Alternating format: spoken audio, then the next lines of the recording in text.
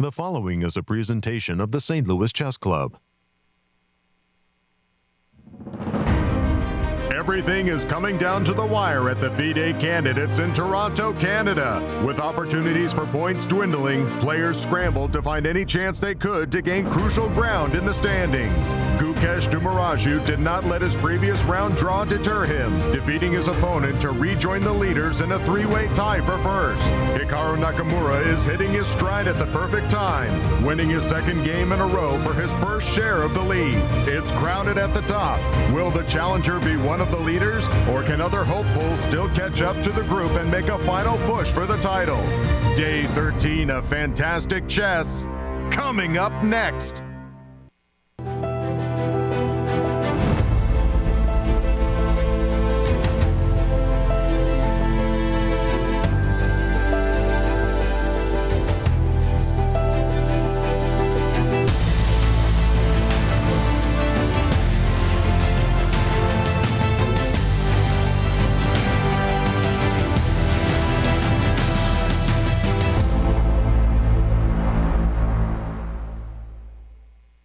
Welcome back, chess fans. We are here in Toronto, next to the playing venue of the FIDE Candidates Tournament. We can see many chess fans who came here under the snow waiting for the players to sign autographs and take the selfies.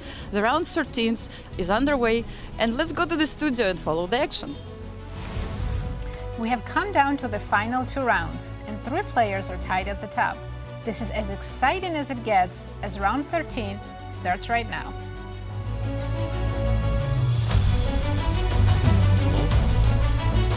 Hello and welcome everyone. I'm your host Nazi Paikidze, and I'm here with Grandmasters Yasser Seirawan and Evgeny Miroshnichenko. Nazi, Miro, this is it. Hello everyone and welcome to our show. And my goodness, what a show we have in store for you today.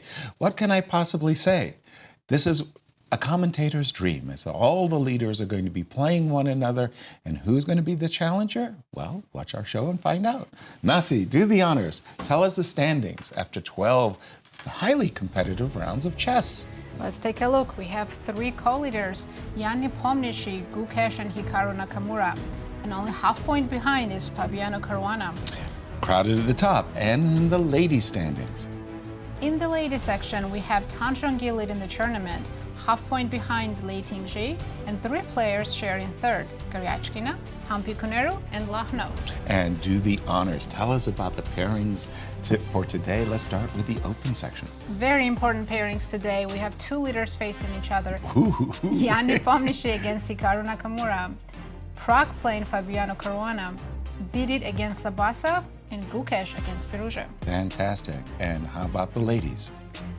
In the ladies, we have Salimova against Lachno, Zhongyi playing Goryachkina, Koneru against Muzichuk, and Vaishali against Lei. It's been a marathon, but there's still some of the schedule left. Tell us what the schedule remaining. Players are playing round 13 today. Tomorrow will be the last classical round, but in case of a tie, we'll have a special tie breaks day on Monday. Let's drill down on that tie for just a moment. What will happen in case? If two players are tied for first, they'll play two-game rapid match. If they're still tied, there'll be a two-game blitz match. If more than two players are tied for first, they'll play rapid round robin. If they're still tied, blitz round robin. And if they're still tied, knockout bracket tournament. And our coverage will be starting live with the games. As soon as they start, we'll be on the air. And Miro, tell us about the road ahead for the players. Well, yes, that's must have been Hollywood scriptwriter who, right? who created the pairings for last two rounds. Yeah, let's check for ourselves, as all the leaders are playing each other. So in a way, it's a mini tournament. We start with Fabiano Caruana. So he's trailing half a point behind the leading group. Today with black against Praggnanandhaa, and tomorrow he will have the white pieces against Nepomniachtchi. While Hikaru Nakamura faces two leaders in last two rounds, black against Jan today and white against Gukesh tomorrow. So both American players having the white pieces in the last round. For Gukesh, today's round could could have been seen as a bit easier, but not really. Well, facing Alireza is always tricky, so Gukesh has white today, and tomorrow, as we already know, he has the black pieces against Nakamura. And for Nepomniachtchi, 2 last round is like, you know, like a remake of USSR, US in a way. So he faces 2 American players, Hikaru today and Fabi tomorrow. Right, and if for today's round, let's reflect on what happened in the first half, because it's a double round robin, and today we, in a way, have a remake of the game which already happened with Colors Reverse. So in the first half of this tournament, it was a draw between Hikaru and Nepo, Hikaru having the white pieces back then in that game.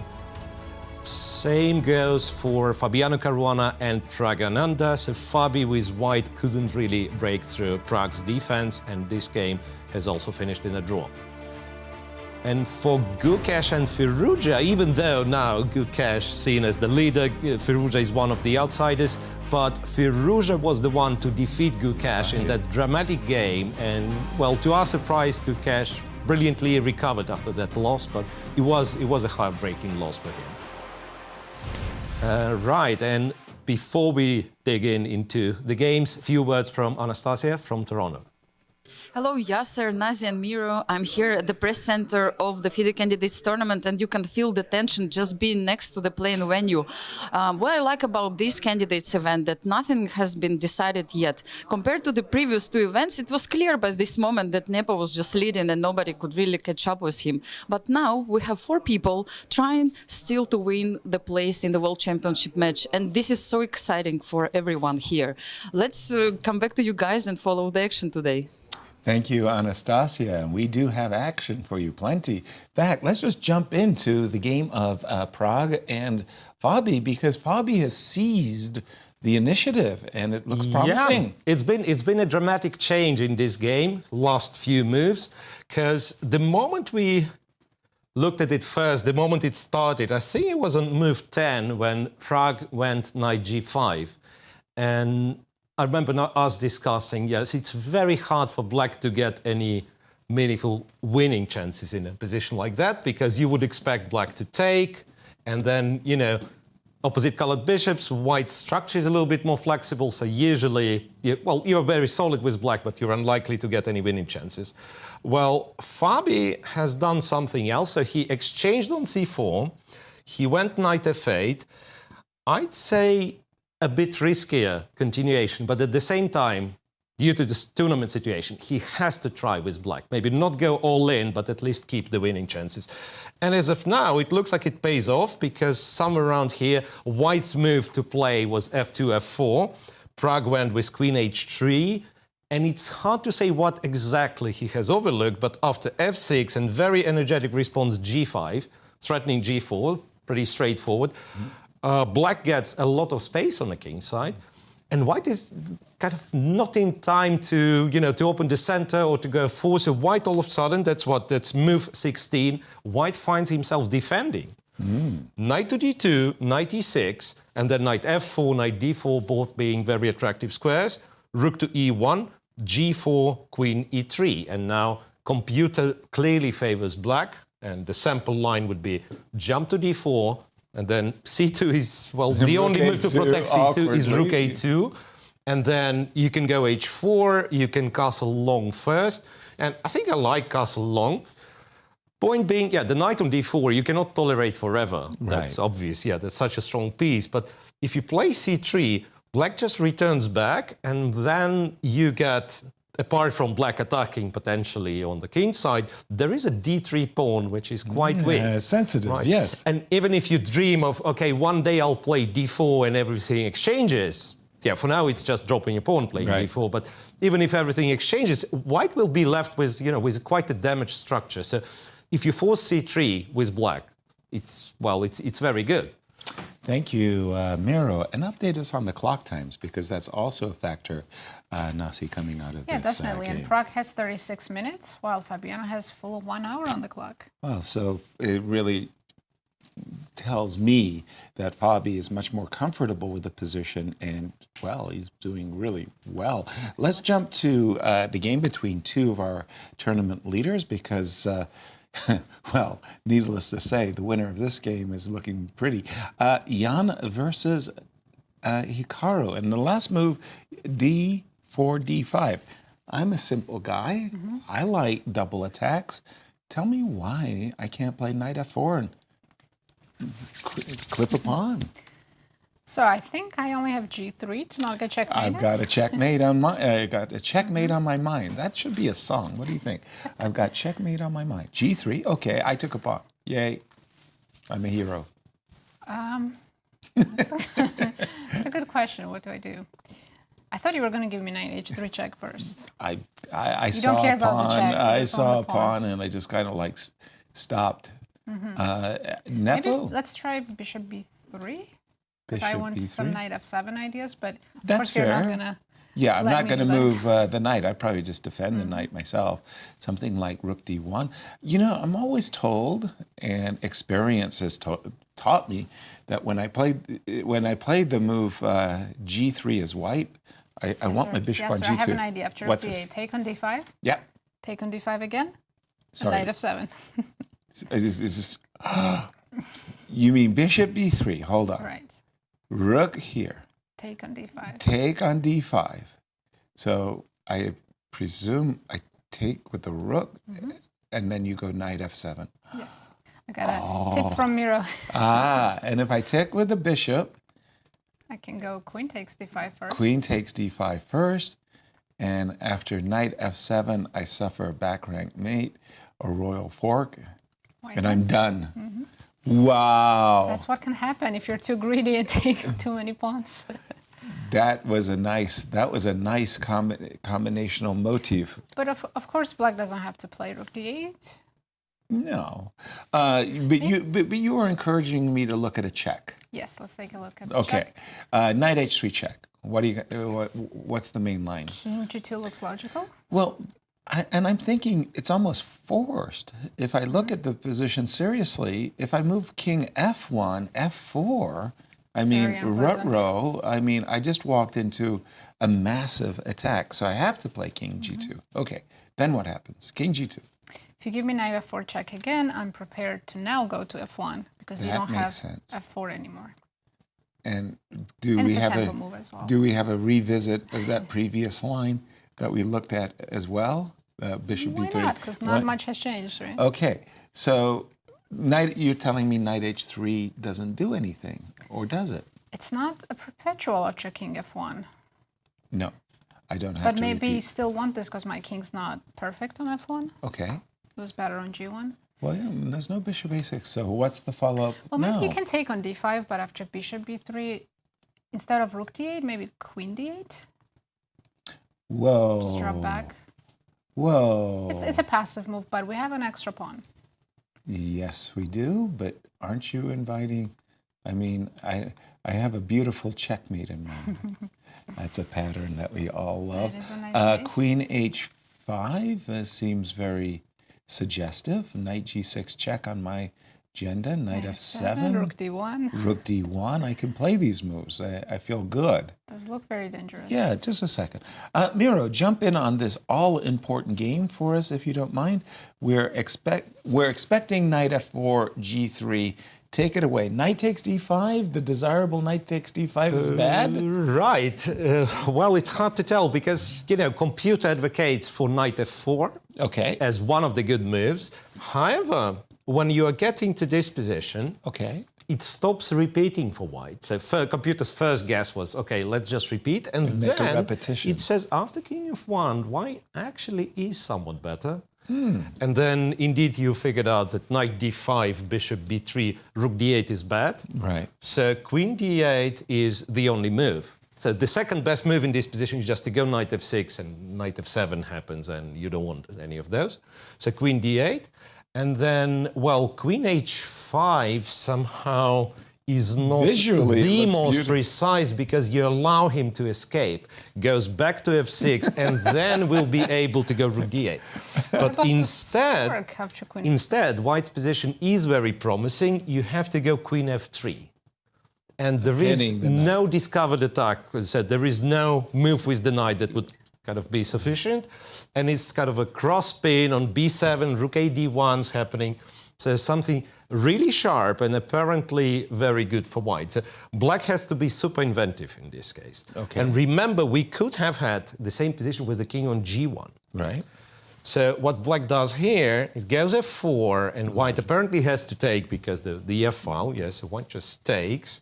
Now, rook f4 you would think, but then knight f7, oh, queen f4, even funnier than that. Right. Queen f4 followed with knight f7, right? Right. So there is no rook f4. And now, kind of the only way to escape this pin would be to go a5 and some bishop a6, as far as I understand. So rook d1, c6, and at some point goes bishop a6 and kind of survives, but honestly, if I'm playing black and I realize that this line is available for white, I'm looking for a safe alternative.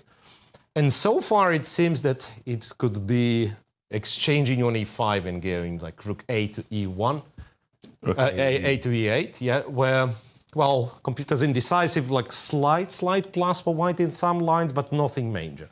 Nothing major. So that's the way for Hikaru to perhaps kind of comfortably reach a draw. Thank you, Miro. Nazi, I have to say that visually, I'm looking at the current position, and I'm looking at this position after knight f4, and it seems so quiet. But Miro's just showed us a variation where it looked like almost forcing combinations at each and every turn. Help me out here, because again, I would be attracted, like very attracted. Queen d8, no way, not on God's green earth. Remember, we first included the check, so the king's on f1. Right. That's a little better. I understand. I'm just a simple guy. I took a pawn, and I'm not going to go queen d8. I'm just going to go c6, and I'm going to go, okay, I hate the fact that I shut down my bishop. I mean, trust me, I'm not a White big can fan. pick up the pawn back. How? Bishop d5, knight d7. Is the knight good on d7 though? Well, it's going to b6. Well, I mean, is it good on b6? Depends. If white can also play queen d4 and really dominate on the black squares, okay, then I would say so. So just a second. This is, wait a minute here. The knight is, it's so, I mean, I can't play f4. It's just that it's just so close. Right. I'm thinking, you know, okay, you could play queen d4 and shut down my bishop, but that bishop on b7 could be a Horowitzer rocket on that long diagonal. This game is troubling, Miro. I mean, because there's so many different ways this can go. Jump in on this one.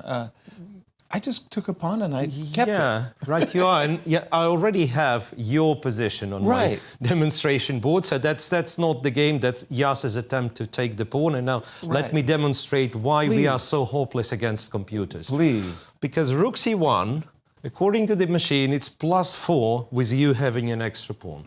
And I was looking at it and I couldn't read, for white, of course. Yeah, rook c1, I'm winning with the help of the engine. Right. And apparently, I mean, it's hard to believe, but try making a move. There is always some tactic.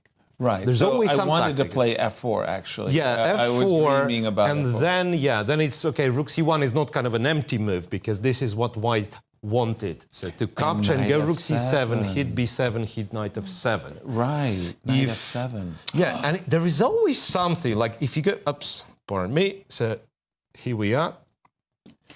d5, knight d5, g3 takes. Yeah, rook c1 is a very hard move to play, right? I thought, yeah, okay, if rook c7 is a threat, let's go rook c8. Okay, yeah? Let's go rook c8. And then it's bishop takes, pawn takes, and then we take. Or rather, even give a check on a c7 or take on c8. Yes, same. So again, the same pattern of this rook not really guarding f7 because of the checkmate on the last rank. So there is no rook c8. That's charming. That's so tricky. That's so amazing. tricky. The conclusion is Hikaru needs to trade those knights. He did not walk into any of this. It's getting more and more like that. But I have to tell you, Hikaru, this is a real challenge. He's a calculator. And he's sitting there saying, I could win the tournament. I could win a pawn. And, you know, he has to convince himself the lines are too dangerous. Knight takes e5 is like backing off a challenge of sorts, if you will. And I understand now why the computer is advocating for, you know, simplifications like this, because at first I thought the complications with knight f4 were favorable. I'm wrong. Right, no, I would fully agree with you, Yasser. It's very hard to stop yourself, like knowing how important to win this game would be. Exactly. It's very hard to stop yourself from playing knight f4. You're almost trying to convince yourself that this should work, this should somehow work. We have two new moves. We do. Hikaru played rook d8. After, how long did he spend on that one? I'm not sure, I don't have Now, see, because that was... information. I mean, that is a huge felt like a decision. long time. Yeah, but it's such a huge decision as well. Rook d8, okay. I'm almost worried about falling into these combinations that we've been seeing. Bishop b3 came very quickly, defending the pawn. He spent 12 minutes on rook d8. Well, I think I would have spent more because I mean, I would have gotten lost in the forest of complications there, convincing myself. And by the way, I would have found, as an alternative to knight f4, I would have found the move rook d8 the most attractive, in the sense that I'm sitting there thinking, why am I helping my opponent? Knight takes e5, rook takes e5. Isn't the rook well posted here? I mean, queen d4, rook e1 seems helpful for white. And now, dare I ask? I think he can force some trades now. If Hikaru's made up his mind that he's happy with the draw, which he should be with the black pieces against Nepo. Okay. He can do bishop d5. All right. Bishop d5, I'll fall for it. Bishop takes d5. Knight takes e5 now first. Knight takes e5 first. I thought you were going to go knight f4, but okay, cool. I'm planning c6, and I couldn't play c6 while knight was still on e5. Clear. Okay, and now you want to play c6, just trade everything, and we'll have equal material, but might well be a smidge more. No, I mean it should be very equal. Equal. So this is a possibility for Hikaru to bail out and equalize. Bishop takes d5, bishop takes d5, knight takes e5. Miro, we're going to keep a careful eye on this one. Where's the action in the other game? I think it was Gukesh, or whose game haven't we seen? I mean, we can check Fabiano just to update on what happened. So after queen e3, he did not go knight d4. He did not. Which, was technically a better move than what he has done, but not a lot different. So castle's long, white spends more time moving the queen around, and rook d to g8. Well, in computer simulation, it's almost +1 or -1, +1 for black, so it's as if black would have an extra pawn. And also looking at this position, it's so much easier to play with black. You have a clear plan of advancing the pawns and the knight is jumping. And now I understand Fabi's idea that maybe you would prefer this knight on f4, not on d4. He's not sure. So this is just a perfect scenario for Fabi. And just looking at the clock times too, Miro. Fabi is almost on 1 hour, while his opponent's clock, Prague's, is down to half an hour, and this is move 20. This is move 20. So it's going to be exciting. He spent quite a lot of time. Fabi has wonderful chances at the moment. Absolutely. And finally, let's go to our third tournament leader. As we came on show, we explained that in the double round robin, this is their second game. But in the first matchup, it was Firouzja who won. And for those of you who are watching the live streams, you saw this absolute collapse at the board, this emotional as Gukesh was forced to resign, his only loss of the tournament. And tell me what you think of this position, Nazi. 3-3 versus 4-2. Slight imbalance there, but what's going on? I would say long-term, white's pawn structure is better, Okay. but right now it looks very equal. It looks like from what we were looking at earlier, position has simplified. Right. And it looks pretty easy to play from both sides, actually. I'm also a simple man in simple positions. I look at this position, I say, white's got all of his pieces on the first rank. Okay, one piece had the courage to go to the third rank. That's not what I would call an intimidation factor, Conversely, black's pieces just feel a little bit more active. I mean, can I, on a good day, go knight here, knight here, knight here, and enjoy the proceedings? What do you think? That's definitely interesting. I don't have to let you do that, maybe. Oh, come on. You want me to play along? I don't know if you should or shouldn't. Actually, I also think that a3 is an interesting move, maybe, to mess up white's pawn structure. I should Right begin here. with a3. The idea, like you say, to mess up the structure, b3 would probably encourage me, and I don't need that much encouragement to take the pawn on c3. So you would have to, for Move the example, rook, just probably. allow the Trade. structure to get a little bit this dinged, if I can Right. say, a2 and c3. But okay, I agree. a3 is attractive. Personally, I find this one a little bit more attractive if you make a move. I'm not saying this is a good move or a bad move. If you make a move and I do go here, and you do go here, I'm kind of thinking this bishop, again, very much like the game we saw in Hikaru, this bishop is a little annoying. Of course, you can play knight e3, but I just feel like it's a little bit more comfortable as black. Maybe Miro, split us. Well, How close? you how can- close is an advantage? You here? can argue all you want. Computer says it's absolutely equal. Doesn't Zeros. matter what you do. Yes. For instance, your line with knight d5, rook a d1, you were both spot on. Yes. So rook a d1, knight f4. Well, computer prefer knight d3, but Even. then knight f4 takes, and I think you would be better if not for rook d7. So white activates the rook, then the knight jumps to e3. And it's once again relatively equal. Okay. Because the feeling is like black will not get kind of a serious attack as long as white controls the d file. White has knight e3, right? So black has some pressure, but white has enough pieces around the king to defend. So that's one line which is kind of equalish. The best, once again, according to the machine, is to go a3 and play some position like that. And this is also 0, 0, 0. Zero. Zero, equal, dead though equal. White's pawn structure is a little messed up. Yeah. It says even. Yeah, well, in these situations, I don't know. I go about such positions as, what's the worst thing? If I'm playing white and I'm scared of losing this, and what's the worst thing that can happen? They'll win like 2 pawns for 1, very likely, Right. because b7 is not very, it's a weak pawn, right? Yeah. And we will trade the knights, and the best my opponent will have is 4 versus 3, which is very unpleasant, but I will probably be able to defend. So that's a worst case scenario. White gets a worse but defendable endgame. Gotcha. And he's not forced to cooperate, right? Right. Slight time advantage for Gukesh, but we also, what's happening in the ladies' competition? I think we have one result already, yes? Our tournament leader actually already finished her game. She drew here's our against standings. Goryachkina.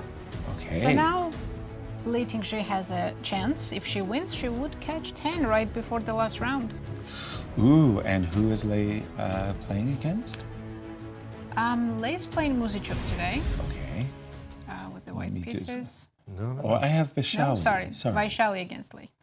Okay, and what position do we have? Vaishali white, Lee black, 4 versus isolated queen pawn. But the fact that black has played the move f7, Right. f6 for my eyes, that's a very serious weakening, and I just feel And the bishop on c8 also. yeah, Not a happy just, bishop. Right, I just feel like I'm the one having the more active pieces. Rook takes c8, rook takes e6.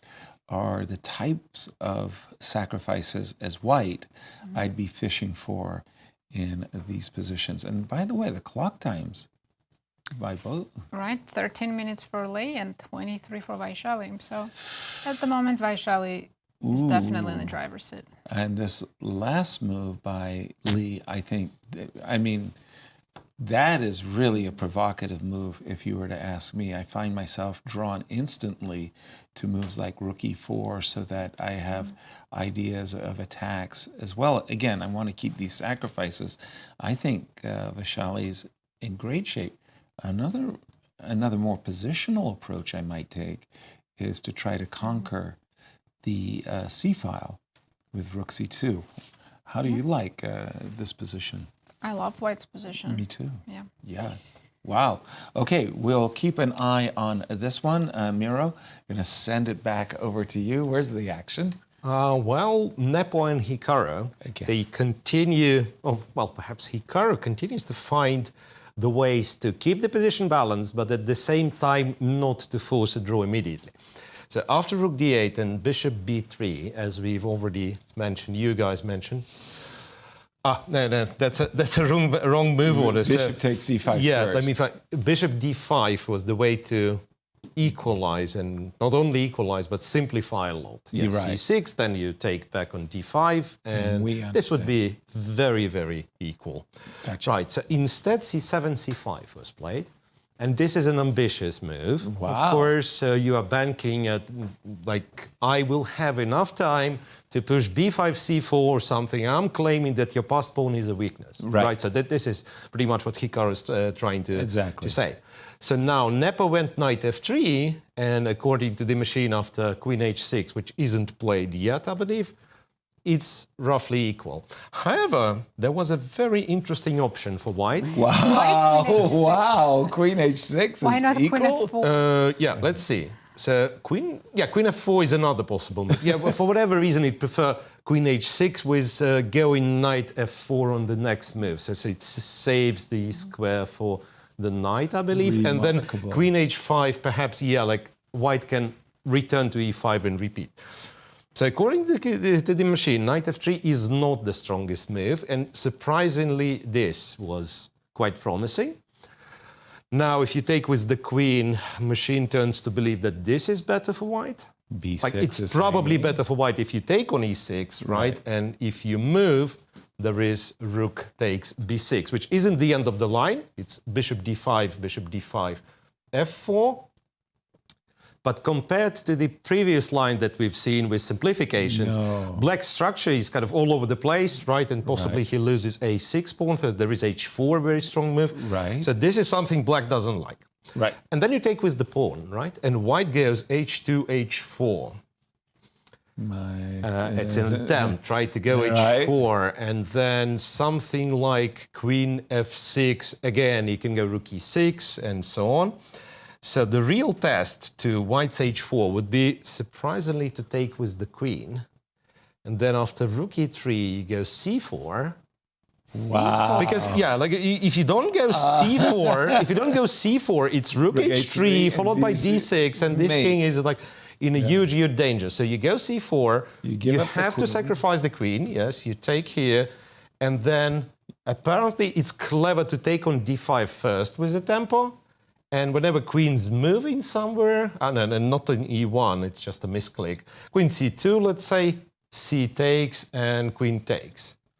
And queen takes. And computer has this one as equal, but which doesn't mean anything, right? I mean, there is f4 and white's king is really weak. It does look a bit scary for white. Yeah, like you can go king h2, apparently, and still not get in trouble. But I wouldn't feel as if I'm in black shoes after rook g5, rook g1, and take and rook f6. I don't think I'm losing this. I have rook and bishop and pretty decent pawn. But thank you. That's just a remarkable variation. As we were coming into today's show, everybody has one question: who's going to win the tournament? Well, our predictive model has changed a lot with these results of round 12. Update our predictive model for us, Nazi. So Before the tournament, we had predicted that Nepo would get 7.5 points, Hikaru 8, Gukesh 7. Now it looks like we expect all three of them to make 8.5.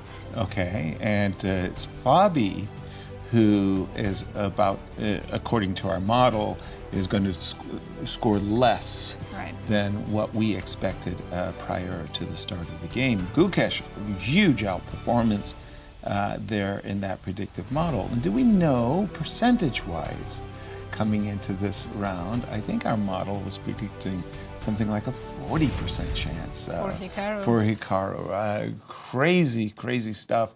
And we'll keep that one updated as well. By the way, Hikaru did make a move after knight f3, if we can update the game. Sure. He played queen h5, so he's welcoming 95 repetition. But it could be that afterwards Jan realizes he can take on g6 and find this h4 idea, the lines we were just discussing. This one, knight e5, queen g5, knight takes g6, h takes g6, h4. And this was crazy. Queen takes h4. And this was actually quite a visual geometry. I want to play rook h3, d6. And you should probably be scared if you're black when you look at this position. And it's this beautiful move, c4, taking advantage of the fact that you can get a rook and a bishop for the queen, as well as a pawn. This is a tempo, our next move, regardless of where you go, we're going to take a bishop. And this is what we think is pretty balanced. And there was just one other line that was really crazy to me, and that was in this position after c5, knight f3. The computer liked the move queen h6. I thought we were playing queen f4. Right. I really did. I didn't even imagine that there would be such a move as queen h6. Queen h6 reserves the f square.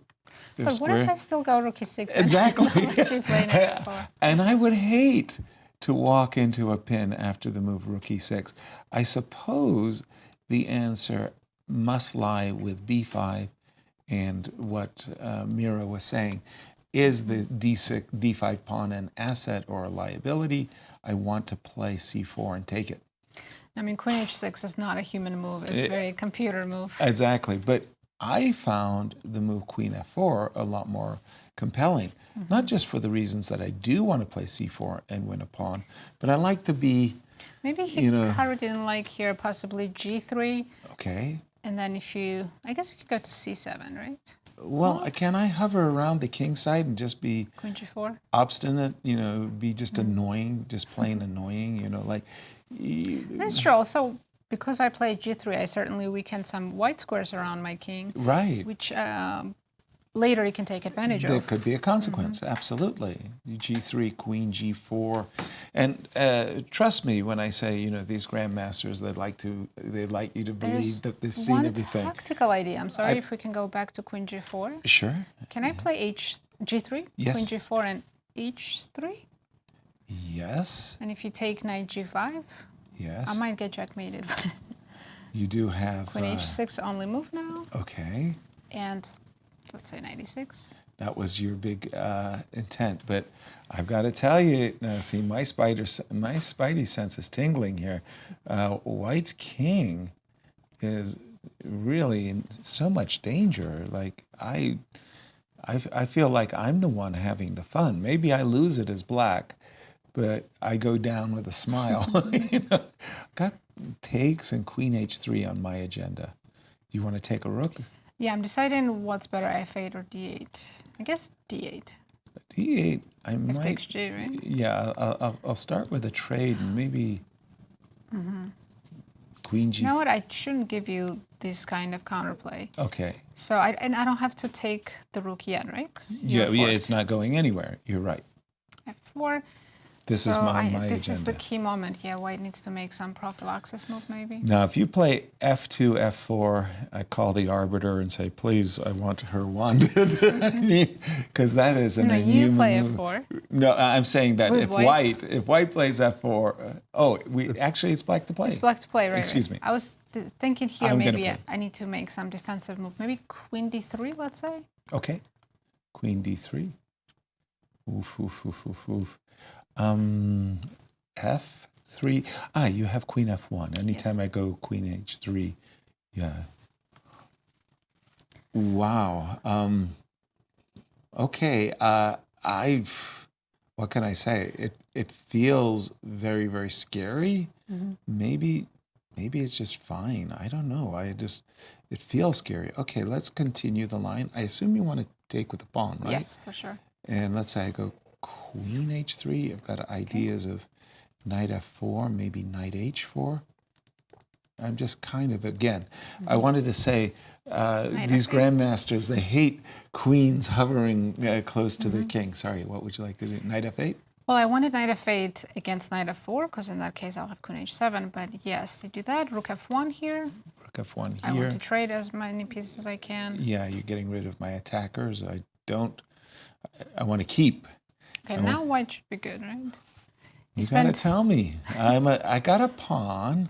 I still have in my wildest dreams C4, and I'm eyeballing stuff. I mean, by the way, let's just interrupt ourselves because we do have an update, and Nepo is 95, which is a repetition. First repetition so far. So wait a minute. Okay, so it was C5. So they've reached this position once. And he just played knight e5. So after queen g5, that will be the key moment. Will Nepo repeat and make a draw, or take on g6 and go for h4? Okay, jump in on that one. Your best guess, Miro. Will Nepo go for a repetition, knowing he has to face black tomorrow against Fabi? Or... It's not like this position has a lot to offer, to be honest, because other moves other than knight e5, black would be better already. Simple. So knight e5, queen g5 is okay. And now, if we are kind of checking the position here, it's once again knight g6 and this line with queen sacrifice, where I don't think white is risking much, but he's not the stronger side, simply. No. He's not the stronger side, simply. Well, you could continue by going queen f3, allowing b5 and playing this position. Knight takes, queen takes, rook e7. And then again, black has capture on d5. No, it wasn't capture on d5, I thought it was. And a bishop a8, simply. Thought capture on d5, queen d6, but something's wrong with that. But yeah, this one, I think d5 is actually quite weak. So potentially you could get that if you're in trouble. Nepo shoes, you definitely don't want that. Yeah, this is the problem with playing a game like that. You of course would like to get winning chances, but you understand draw postpones the tension, the resolution, so to speak, and you lose your route immediately. So none of them will kind of go all in this game. So they only continue play if they believe it's solid, it's sound, and maybe it gives me some chances. It's not like I have to play all or nothing. Let's include our viewers in on what we're speculating about. I mean, every game now, everything is so crucial.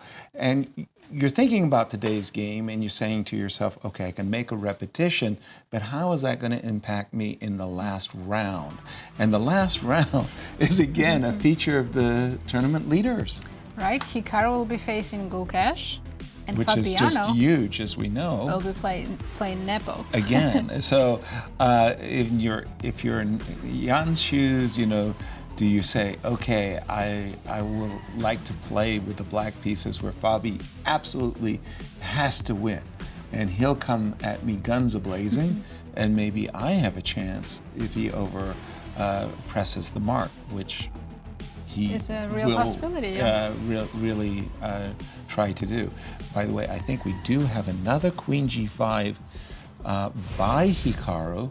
So again, that game does look like it's heading towards even. When we left it, Fabi, however, had seized the initiative. He was the one doing the attack, king as black against Prague. Let's pick up the action in that game. We left it after the move. And look at all the tempi that white has wasted. He's played queen f3, queen F5, Right. queen H3, queen back Walked to into G4. G4, queen back to E3, now queen to E2. Then this is where we left it. I We mean, have a couple more moves on the board. exactly. H4, knight F4, G3 on black's agenda. What is white going to do? Knight F1, Just defend passively and wait for black.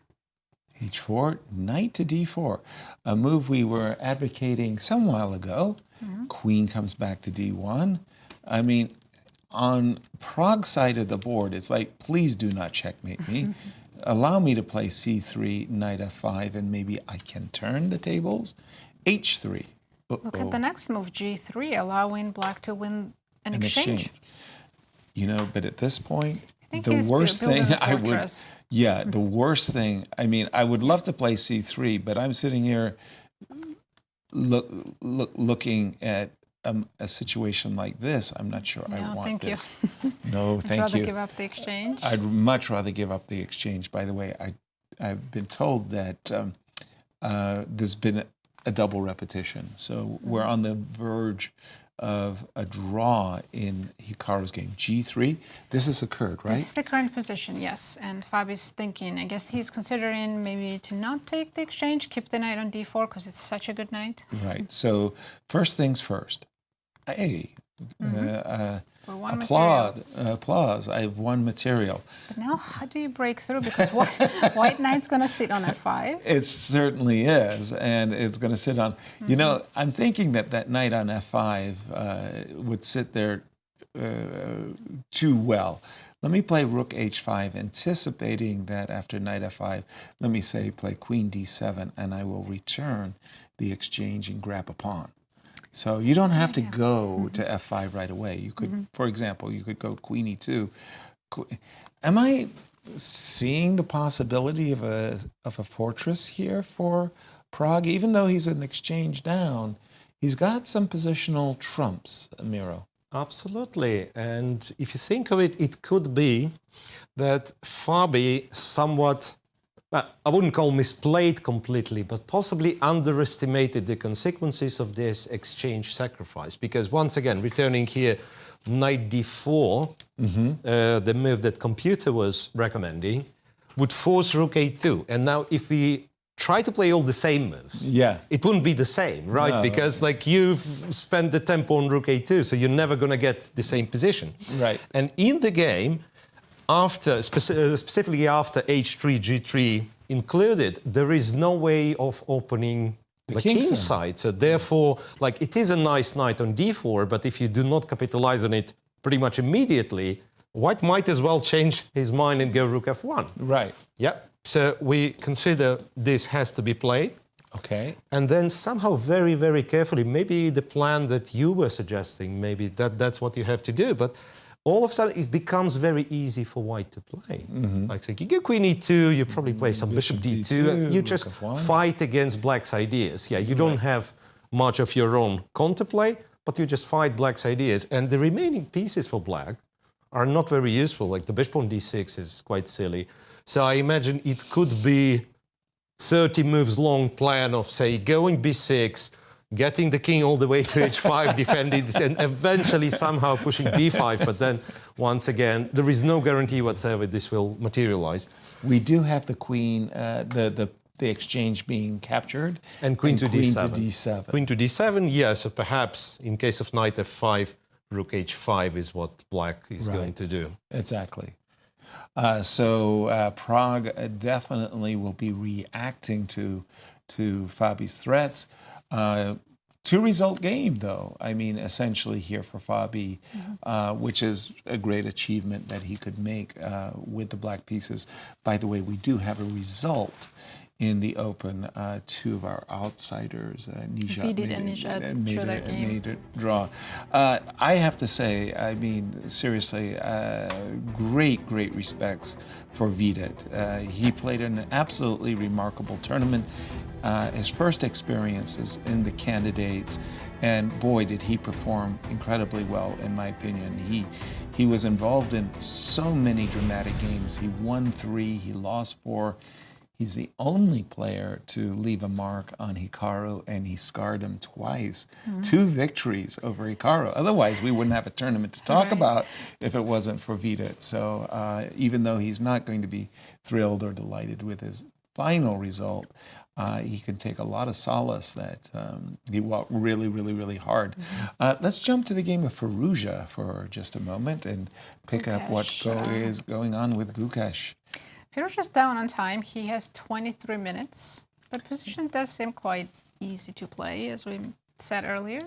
We left it here. We saw the move A3, by the way. C4, a move we didn't really pay that much attention to. C3, C4, and unexpectedly, I would say. I mean, normally speaking, you play a move like A3, you almost automatically follow it up with A3 takes B2. But I think neither of the players want to touch those pawns, so Right. they might remain on the board for a while. Knight H5, okay, eyeballing possibility of Knight F4. That was nipped in the bud with the move B3, and we G3. caught it, pardon me, G3, we caught up with the players. Now, question is, will Firouzja go all in and go with something like F5? I'm tasered. F7, F5, lifting my F4 is kimono. coming. Whoa. Whoa. So Firouzja He played bishop is C5 not playing already. for the first place, so he can take risks. Right? I mean, I think the leaders, the other 2 leaders, if Firouzja went F5, there'd be a stampede at the board. Like, what's wrong with you? Just You make it draw. don't lose the game. F7, F5. Just a second. Hold on. Because in my heart of hearts, I'm really an attacker. This move does have some serious consequences for both players. F5, F4 is going to blow open White's king. Miro, I Can't mean, stop F4. So. I mean, it's a little caveman, but you know, sometimes caveman, bam, F5. Right you are. And in fact, like after seeing Black playing Knight H5, you would expect something to follow up. Some You didn't play Knight consequence. H5 to provoke G3 and then quietly return. Yeah, so Bishop C5 in a way is a bit of surprise, and F5 indeed was a move. Ooh. It would be quite sharp, but Right. like not too bad for any of the players. Like say BA3 is a possibility, and if you want to go F4, while Queen to G4 apparently is strong. So counter attacking the rook on E6, and after rook F6, now you take. After Knight F4, but you have to be computer not to be scared of this one. I would be scared, yeah. Me too, but computer says Knight D2, attack E4, right? Yeah, no, I'd be afraid that my king is exposed. In H5 here? Not much. H5, yeah, I guess there's Queen G3. Yeah, Just hanging around. Queen G3, well, again, some cheap tactics. You don't want to do this because Knight E2, right? But Yeah. it's, well, our players do not blunder Rook such A3? things. There's still a blunder, no? Well, Yeah, rook takes A3, Rook takes A3. because you can't take. Yeah, but then, okay, Rook E1 is Gonna what ignore my computers, move. what computers doing. Yeah, eventually White's Knight going to win. takes E4 White's one going to day win will- E4. Yeah. But like the whole structure being, you know, isolated pawns here and there, probably Black has the compensation. Yeah, so that's what happens. Let's say if we continue the line, Rook takes. Weird looking move, Rook F8, and Rook takes E4. And it's 0-0-1. So 1 cent off a pawn in White's favor, whatever it means. My goodness. Thank I you guess for that. compensation for the pawn Black has sacrificed. No F5. We saw, again, the steady hand of, Bishop to C5, essentially saying, you're welcome to take my pawn in those lines that Miro was showing us. We do B2 have, takes. sorry, a couple more Please. moves, and I see F5 on the board. Okay, so we So- include Bishop C5, Gukesh played B3, and now F5. and now F5. Okay, now it's a game. Don't you feel like B3 is More a useful. mistake? No, my understanding is it's a mistake Well, not even looking at the computer. So leaving black with this pawn on a3 is more of a worry to me, let's say, that having my pawns, somewhat split. Because now I can clearly see that black has an advantage, the majority on the king side. What do I have on the queen side, possibly? Okay. Not much, right? Well, no, you've got a candidate pass pawn, and you're okay, we are talking 50 moves in advance, right? But so after f5, computer tends to like black, and now rook d1. Rook d1, and since there is like no open files, nothing, black can play rook f8 and concentrate forces even more. Okay. Yeah. So I'm a bit skeptical about the b2, b3 move. Really? Okay, let's continue the line. Rook to d5. Rook to d5 and just take, I guess. And sad news. It's already minus 1.4. I was going to take with the pawn, believing knight pawn g3. Takes. Knight g3, queen h2. So you have f4. Very nice, very nice spin. But then after f4, black is completely winning. Yes, of course. Oops. And I'm not saying this will happen, but the idea that black can get away with this somewhat slowish attack on the king side and white has zero counterplay really hints at maybe Gukesh is not so comfortable. And the clock times in this one, Nasi. So Firouzja has 20 minutes, Gukesh 28, and then still 13 moves to make. So that could end up in a severe time trouble in a very critical position. Absolutely. One of the things I have noticed, quite surprising for me, by the way, because Alireza is truly one of the great bullet players on the planet and blitz players on the planet, but he has suffered with time troubles in this tournament, and it's been costly at times.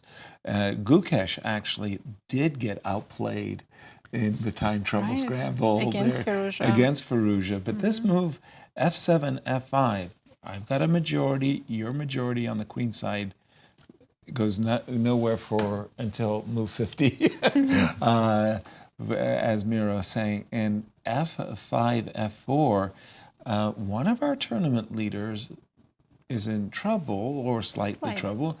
Is there a way for, imagining that Gukesh is in trouble, can he pull the parachute? Is there a way for him to get out of peril? So I think his hope in that case would be wait for Firouzja to overpush. Okay. And then get a counterplay. But in this position, rook d1 looks standard, the most logical move. Exactly. And I think Miro just ignored me and played something like rook f8 and said, do your worst or whatever. Or did I put... Yeah, I think so. Or did he play f4? I'm not sure. I think it was rook f8, yes. Yeah. And then maybe take on c5? Take, and I think I went rook d5 myself. Can we trade queen e3? Of course, black's not going to trade. Not obliged, no. And then f4's coming with a tempo. That's unpleasant. Well, again, is this one of those moments where you play f4 and you say, okay, if I have a good chance to blockade, that would be a very nice position if I can get knight on e3 or d5. But... Right. Okay, we're going to keep our eye on this. Too many really exciting games going on, and I did want to turn our Fabi. Precisely. You read my mind. He took the exchange, and now let's try to figure out how he's trying to break through this fortress. Okay, just a second. There it is. For those of you who are joining us late, Fabi built up this wonderful attack, but after the move g3, he was forced to cash in for a mere exchange. The king side is now closed, meaning that Fabi cannot force things open, and now he has to show his skills with the material advantage. Bishop f8. You were telling us, Miro, the bishop is no great shakes on d6, and so Fabi was looking at an opportunity, he hopes, to trade it off. On the other hand, if we're forced to occupy f5, we expect that Fabi will return the exchange to win a pawn. Yeah, and the queen on f5 will be going straight to checkmate. An express to g2. Catch the g2 express train. But what if white, let's say, doesn't change the position much and just waits I let you take on e3. Okay, so first of all, I've played king b1. I've got c5 as an issue too. Right. Okay, so if I'm in Fabi's shoes, I'm imagining... We have a move. Okay, queen here. Prague played queen e2. I'm imagining I've got a lot of moves to play. Rook h5 is one of them prior to my playing bishop h6. What's the idea of queen e2? Do you think Prague possibly wants to play f3, or he's just making a waiting move? It's a waiting move. Maybe it might be completely ridiculous, but it might be a Is king king any walk. safer on c1? I don't know if it's any better on the queen side than on the king side, but okay, Meanwhile, let's call it a Fabi marking time. did move his king to a8. Yes. All the way to the corner. And that's the other thing. When I play the move bishop to h6, I'm losing the pawn on c5. So maybe he wants to play b6. Yeah, I want to go back. I want to play b6 and king a8, and where here? Yep, this is going to be a long strategical game. True. Meanwhile, I think we had another repetition in Nepo Hikaru game. So that game about to be well, it agreed depends drawn. on White's next move. Yes, if Nepo So- plays knight f3, that's a draw. But if he takes on g6, game goes on. So knight f3, knight e5. By the way, Hikaru took some time before he played queen 95? g5. He spent maybe 10 minutes or so. What was his possible alternative? Was he Well, he looking could play queen f4 after knight f3, right? Yes, that is true. And I'm just wondering if he's possibly contemplated something with trading the Trades. queens and going b5. But we do have queen g5 on the board. Miro, your best guess. Draw about to be agreed in this all-important game of our two leaders? Well, it looks like, yeah, because they keep looking for alternatives, but I don't think, like, There we go. here you go. Yeah. I mean, you repeat once, maybe giving your opponent the chance to make a mistake, but Right. you go for it on your next occasion. So you don't wait for a third time. So Exactly. technically, Jan could have captured on g6 instead of knight f3 and go for this sharp line, Right. but no, a draw, which keeps the intrigue on. Oh boy, does it ever. I mean, it opens the door to Fabi, first of all. That is Yeah, very, and very important. Gukesh, And for even if Gukesh wins and he's leading the tournament, he's to play Hikaru in the last round with Hikaru having white pieces and being half a Precisely. point behind. Precisely. So this draw was, if you want, very much needed to keep an intrigue into the last round. Well, not only that, but for Hikaru, I think the draw was very good. Not because necessarily he was black or anything like that, but he has destiny in his hands. In the last Absolutely. round, have the With white, the white pieces, pieces. against Gukesh. A win will get him at least a tie and maybe the clear first. So, big result for those of you joining us late.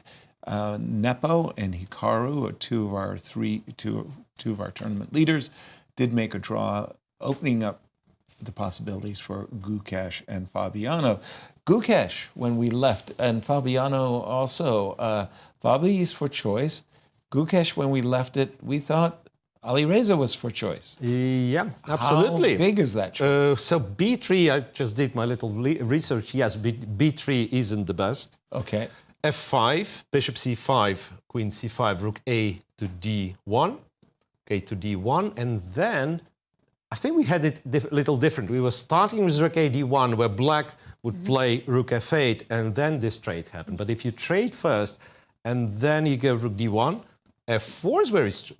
F4 is very strong. f4, and it's not clear what to do. One of the moves, computer starts giving away material just to open some files to distract the queen. So, well, strongest apparently would still be queen to g4 intermezzo, move and you then mentioned the earlier. rook f6 or rook e7, rook f6, and then if I want to take the pawn on e4, then takes on g3, just wins. Suddenly black is winning. Yeah, so it's not like black is winning in our current position, but Right. yeah, it does look very promising. However, By the way, Firouzja we did do play have rook rook f8, so f8. now we've transposed to the line we were looking at. And in the line we were looking at, I remember you queen. guys were trying to go queen e3, which would have been a brilliant idea. And queen c7, indeed, white has f4. But apparently queen e7 is kind of trickier. point, yeah. Because if you go f4 now, you can still do it, right? Yes. There is a pin, there is no en passant. But g5 is very strong in this case, because when you take, it's f4, pawn takes, knight takes, g5's hanging, still black has a very serious attack. It's more than one pawn in black's favor. Wow. Yeah, so here, apparently what you have to do is you want to trade the queens, but you don't go queen e3, you go queen d2, and then looking at options like queen d4, queen d5, if queen goes back, queen d7. So well, I'm checking now, like most of the lines, computer does trade the queens. However, black is still somewhat better because of this little guy on a3, which is in many, many endgames will be a very dangerous pawn. Thank you, Miro. Let's just, as we prepare for our break, let's just get caught up on our standings as we have 2 results in the Open. We have 2 draws. Nepo and Hikaru drew their game, and so did Vidit and Abasov. So at the moment, 2 leaders, Nepo and Hikaru.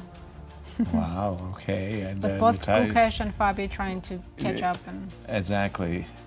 And let's just take a quick peek at tomorrow's pairings and our championship round. And it'll be what we'll those see. top 4. It will be those very Playing each top other. 4, yes. Hikaru with the white pieces against Gukesh, and Fabi with the white pieces against Nepo. And we'll just be hanging around for just a little bit because we're hoping that Anastasia will be able to snag our tournament leaders going into the all-important championship round. Let's just look at this rook f8 again, because that line that Miro suggested was such a nice-looking line. Queen e3. At first, when you get this position and you see the move f2, f4, I think inwardly you kind of rejoice. Right. You say, oh, I can breathe now. I just shut down my opponent on the king side. I'm just, a couple of moves away, rook d2, rook d1, and, so long as I don't get checkmated, I'll be fine. And this move, g5, that really rocks the house, right? Takes f4, and now, without having a computer engine, you start to understand, wait a minute, black is the one, his forces on the king side are doing all the damage. We do have a move. Gukesh played rook to d5. d5. And Firouzja went queen e7 very quickly. So we do have Both rook players. f8. Yep. 19 minutes for next 10 moves. Whoa. Well, I must say, rook d5, I find a very attractive move. I did like what Miro was saying. Right, Queen f4 is to coming. What do we do in Yeah, preparation? the idea, I'm sure, was I'm not saying I embrace the move f4. I'm saying that I'm queen f6? right. We get a position like this. Now I pause because it's a deep breath if I'm going to play g4. Yes, that's what I'm asking myself. It's not, I think it's... We have a surprise and move on the board. Gukesh went f4. Immediately. F4. No queen d2, just straight f4. Okay, so he spotted the similar idea, but in this particular case, the immediate g5 has a drawback. A big one. A big one. That will cost a piece. f2, f4, Miro. We didn't really look at this idea, but again, shutting down the kingside play. Can Gukesh get away with it before he gets checkmated? Yeah, well, optically looks very appealing. Yes. If you ask me, that's the move I would be looking to play. Right. So just shut it down, and I can see the potential. So the knight gets to e3 after I'm defending the g3 pawn, and I might even get slightly optimistic if I'm getting the position with the knight on e3, with rooks on the d file. Yep. Yeah, but apparently, well, there is. I'm yet to see what's the problem. The computer insists on black being better. And it goes e3 in some lines. So say king g2. Well, g2, h2, I'm not so sure, but I want to defend g3, go knight e3. Yeah, and then it's knight f6, we move the rook, say to d4 or d1, and computer insists on e3 being really strong, so that's why the battery on the e file. Wow. And then, yeah, perhaps I can see it, like some b6, sometimes the long diagonal, right? Knight e4 is the square for the knight. It's not much, but still in black's favor. So minus 0.5 on average. You know, here I wouldn't have the absolute confidence that the pawn on e3 Survives, is a yeah. huge asset or possibly a liability. If white managed to trade some major pieces, that would be a lost pawn, but Yeah. of course black doesn't have to. Meanwhile, Firouzja played immediately knight f6 All right, let me just instead update. of rook e8. Yeah, let me just update my board. But he still has the e3 option on the next move. So f2, f4, shutting down black's possibility of f5, f4. Knight went back to f6, a very human move, kicking the rook. The rook dropped back to d2. D2. Both players under 19 minutes at this moment after the move rook d2. And again, I start to warm up to the move e3 just based on the idea that I don't like Well, the right blockade. now it's hanging. Well, could you sacrifice the pawn with e3? Well, let's have a look. e3. Knight takes. You're welcome. Rook to e8. e8. I Rook guess to you've d3. got to play rook to d3. And now, I put about as much pressure as I can. I can't play knight g4, pitiably. I can't play knight d5. Is g5 ridiculous? G5 ridiculous. G5 It left me speechless. Well, I was about to play. Okay, I'm just having these thoughts, right? Evil intentions, I must say, of queen takes g5 and knight takes g3. I can play knight d5 here. That's probably a very, very good move. Yeah, queen takes d5. Do have to be careful about that discovery moves. The discover. Oh boy, it's getting tense in the building. And also, one of the things I'm constantly asked, you know, why are grandmasters different from one another, in the sense that we all pretty much have very, very good judgment. We can calculate, but we need good nerves. Miro, it's not written in the ELO rating system that nerves are a factor, but Nerves are important. very, very keeping your cool under pressure. Well, there is more to it, I believe, that even in a modern chess scene where you have to be kind of a universal player and the stylistic preferences, you know, pretty much gone away. But still, some positions like that where you were right mentioning e3 break or e3 pawn sacrifice, and then what happens with the computers, it just plays this position with black. There is no straightforward breakthrough. Like one of the lines would be queen to c5, queen f2, otherwise you lose something. And then it goes like h5 or b5 or this or that, and claims black to be better. So to believe, so some people would prefer, okay, I have a pawn and I hope to defend and win with a pawn up, right? While the other would say, I have a long-lasting initiative, I will never lose this one even though I'm a pawn down, and maybe I'll find the way to go through, right? Thank you, Miro. Sorry to interrupt. I just wanted to jump to Toronto as Anastasia successfully lassoed Hikaru Nakamura. Over to you, Anastasia. We have Hikaru Nakamura here with us. The game finished in the draw. First of all, are you kind of happy with the result and how the game went today? I mean, if you had asked me before the game, would I be happy with the result? Yes. At some point in the game, I started to get kind of optimistic about my chances. The opening, of course, was a surprise, I think, for Jan. I played this knight g7, kind of inspired by one of the other players in the tournament who's played this. I mean, all this is somewhat known, I think. d5, yeah, and I mean, somewhere around here after bishop c2, once I got this position, I thought that I had great chances to maybe even win the game, but it was all very kind of murky, and I wasn't really sure what was going on. I mean, okay, now I see the computer likes this knight f4 line, which is surprising to me, because I thought queen g5 was very very thematic. But somewhere around here, I think the position would remain very, very balanced. I mean, I know the computer's now giving White some kind of edge after knight g6, but in general, I mean, this what it's saying takes in h4, I think is impossible for a human to play. So, I mean, around here, I thought maybe I had chances, but Jan found some good moves. I mean, he found knight f3, knight e5, and I mean, knight f3 was a move that I didn't really consider, but without knight f3, if I get b5, c4, I have great chance to win the game. So. For a second, I thought I had chances, but then, of course, when he went knight f3, I mean, we start to play this game of chicken. I mean, I also considered queen h6 here, but I simply didn't know what was going on after, like, a4, for example. I mean, it's very tricky. I mean, maybe the computer gives black an edge, but it's very, very, very imbalanced after knight f4, and yeah, queen c1 followed by knight e5, and I mean, I don't know what's going on here. Like, again, it's very hard to judge. Am I better? Am I worse? Like, everything's kind of in the center of the board, and you have looming time pressure. And I mean, basically for me, somewhere around this point, I was thinking to myself, am I playing like, you know, if you'd asked me before the game, I'd be happy to have White against Gukesh, regardless of whether he wins or doesn't win. Yeah. I'd be happy to be in that situation. So then it's like, do I want that situation still, or do I want to, like, basically gamble everything today and try to, you know, go for it in this situation? And to me, it didn't feel right. It didn't feel right, especially because I thought that White's moves would be easier when we get low on time here. So I did consider queen h6, but I really didn't know what was going on, and I thought it's just too insane, because even something like this with knight e5, and I mean, this knight on e5 is always there. There's queen f3, rook d1, and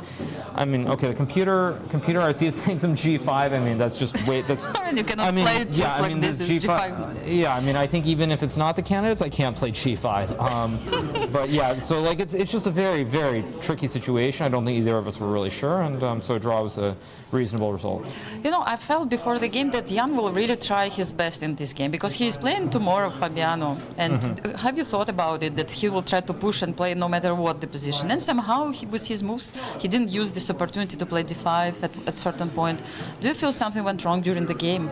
Well, I mean, I think I surprised him. I think Jan, of course, wasn't ready for this bishop c5, knight g7 line in Spanish. So I got what I wanted in general. But yeah, I mean, I wasn't sure what Jan would do, whether he play something else. I mean, because in general, like, I mean, I know we're playing chess here, but to use a poker term, I mean, effectively. You know, Jan is out of position relative to either myself or Gukesh. Gukesh today is playing with White, tries very hard winning against Alireza. Tomorrow I have White against Gukesh. So, like, Jan is probably the one who's out of position against the two of us objectively, since we both have our opportunities. So I thought Jan would try really hard, but I mean, I think at some point also is very, very murky. And Jan, of course, having black tomorrow, I mean, if he loses today, he has no chance, I think, to win tomorrow. So it was just a tough situation, but I think it was, you know, for both of us, we're probably happy at the end of the day. Yeah, I also noticed in your Instagram account that you used the poster from Shawshank Redemption, this movie.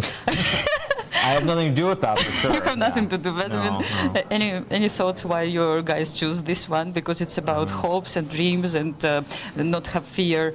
Well, I mean, first of all, it's a very good movie. I have actually seen it, but I think in general terms, what I would say is I let my team handle those things. You know, not to start veering away from chess, but in general, over the years, you know, I've been a big fan of reading a lot of books about, like, management styles, and specifically about, like, Warren Buffett and how, you know, some of the companies like Kraft Heinz or some of these other companies are run. You know, I think Budweiser also is amongst those. But generally, you know, being very hands-off. So I try to be pretty hands-off with my style as far as all the social media stuff goes, and I trust the people around me. So they do their thing, and I'm happy about it. It sounds good, actually, and for sure we shouldn't have a fear when we're trying to achieve the goals.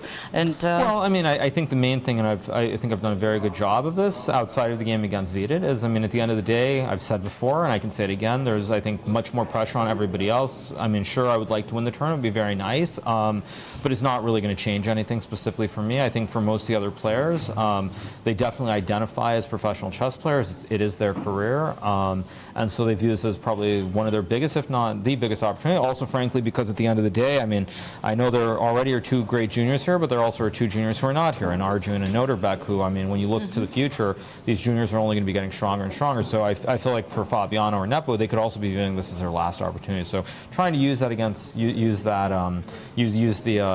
mind style or the psychology against them, but, you know, it's still, at the end of the day, it's chess. Yeah, so we're going for the last round tomorrow. All the best of luck with Hikaru. We'll go back to the guys to the studio. Thank you, Anastasia, and congratulations to Hikaru. I mean, he has put the tournament in his hands. He has a destiny. With these results, let's take a quick look at the standings coming up in the Open. Right, so we had a draw between Nepo and Hikaru, so they're currently in the first place, and we're waiting to see how Gukesh and Fabiano do. Absolutely. And in the ladies, any results thus far? Yeah, tournament leader Zhongyi drew her game against Goryachkina, and she's waiting to see how Lei does today. Wonderful. We've reached that time in our broadcast as we go to break. We first check in at our good friends at Q Boutique, who we are happy to present the FIDE's, a Clash for the Crown t-shirt. It's made of 100% cotton. This shirt celebrates 100 years of the FIDE and the exhibition, The Clash for the Crown, at the World Chess Hall of Fame. It's available for you at qboutiquestl.com. And as we go to break, we take a look back at Fabi's fabulous performance of the 2014 Sinkfeld Cup, where, what can you say? He went on a streak, a 7-0 streak. Have fun with the break, and we'll see you on the other side.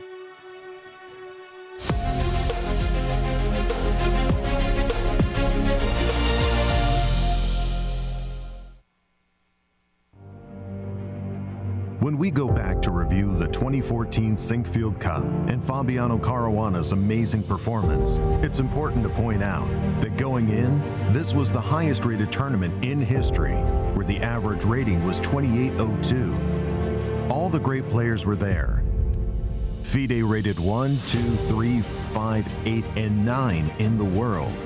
In the first round of 10 rounds in this double round robin, Fabi did away with the formidable Vaishali Topalov, Fabi with the black pieces. In the second round, Caruana with white would conquer the Frenchman Maxime Vachier-Lagrave. The much-anticipated third round paired world champion Magnus Carlsen with Fabi. Fabi would play with black and would outplay Magnus. Fabi was now 3 in a row, and he would continue like that for 4 more rounds, putting away Lavon Aronian, Hikaru Nakamura, Vaishali Topalov again, MVL again, until finally in the 8th round, Magnus was able to stop the runaway train with a draw. The final scores were staggering. Caruana would win the Sinkfeld Cup with a score of 8.5 out of a possible 10. In chess terms, that's a 3098 performance rating, the highest in elite chess history. His performance has been compared to the one and only Bobby Fischer's 1970 to 1971 streak, when Bobby won 20 games in a row. The other Sinkfeld Cup players were complimentary. Fantastico, Hikaru said. MVL called him ruthless. And as for Magnus, as only Magnus can, called it depressing. 2014 was a warning to the chess world from Fabiano Caruana. You ain't seen nothing yet.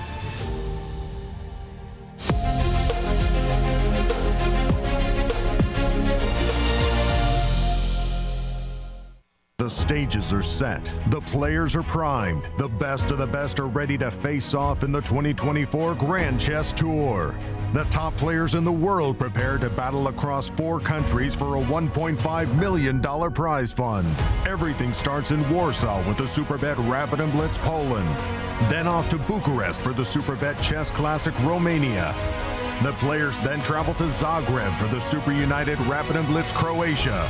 The tour concludes with back-to-back events in St. Louis, Missouri, the chess capital of America, for the St. Louis Rapid and Blitz and the Sinkfeld Cup.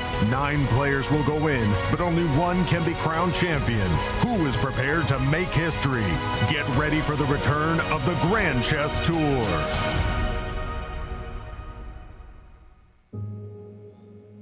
The St. Louis Chess Club is the premier chess facility in the United States. We bring the educational benefits of chess to thousands of students across the St. Louis area. We also promote chess at the highest levels, hosting all levels of the U.S. championships, as well as high-profile tournaments that attract the world's best players. Become a member and enjoy perks such as free classes and lectures, weekly tournaments, and so much more. Visit stlouischessclub.org to claim your membership today.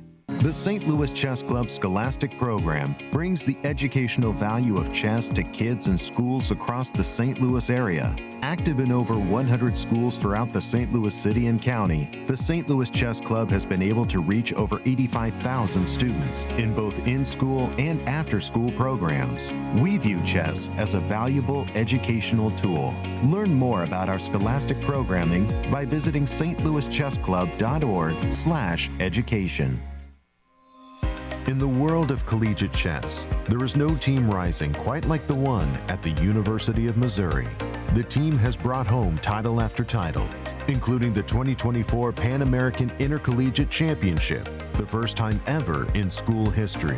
Guided by their head coach, Christian Carilla, there is no stopping the Tigers. Respect, responsibility, discovery, excellence. University of Missouri. The World Chess Hall of Fame, located in the heart of St. Louis's historic Central West End. Want to know why chess has intrigued people around the world for nearly 1,500 years? Stop by and learn about the impact of chess from our 3 floors showcasing the art, culture, and history of the game. The World Chess Hall of Fame has something for everyone to enjoy. For more information on current exhibits, please visit worldchesshof.org.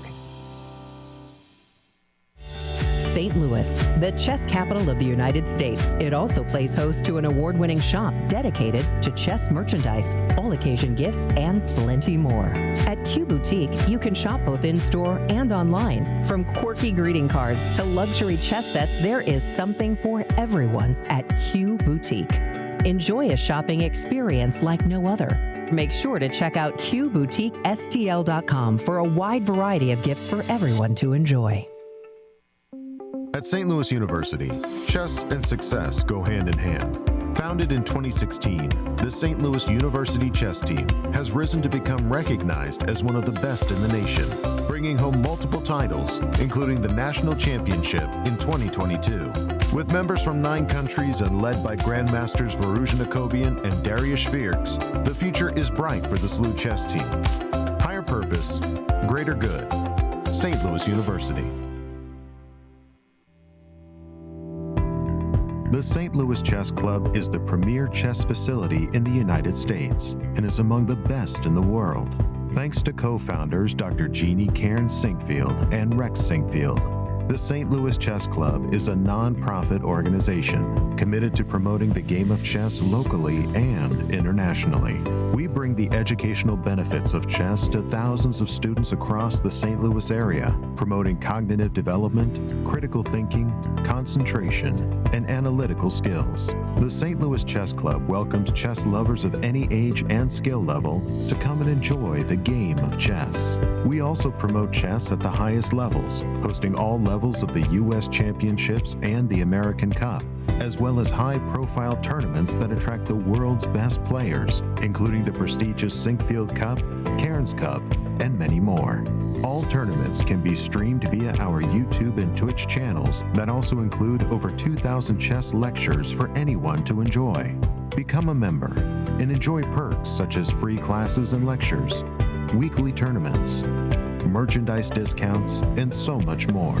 Visit stlouischessclub.org to claim your membership today.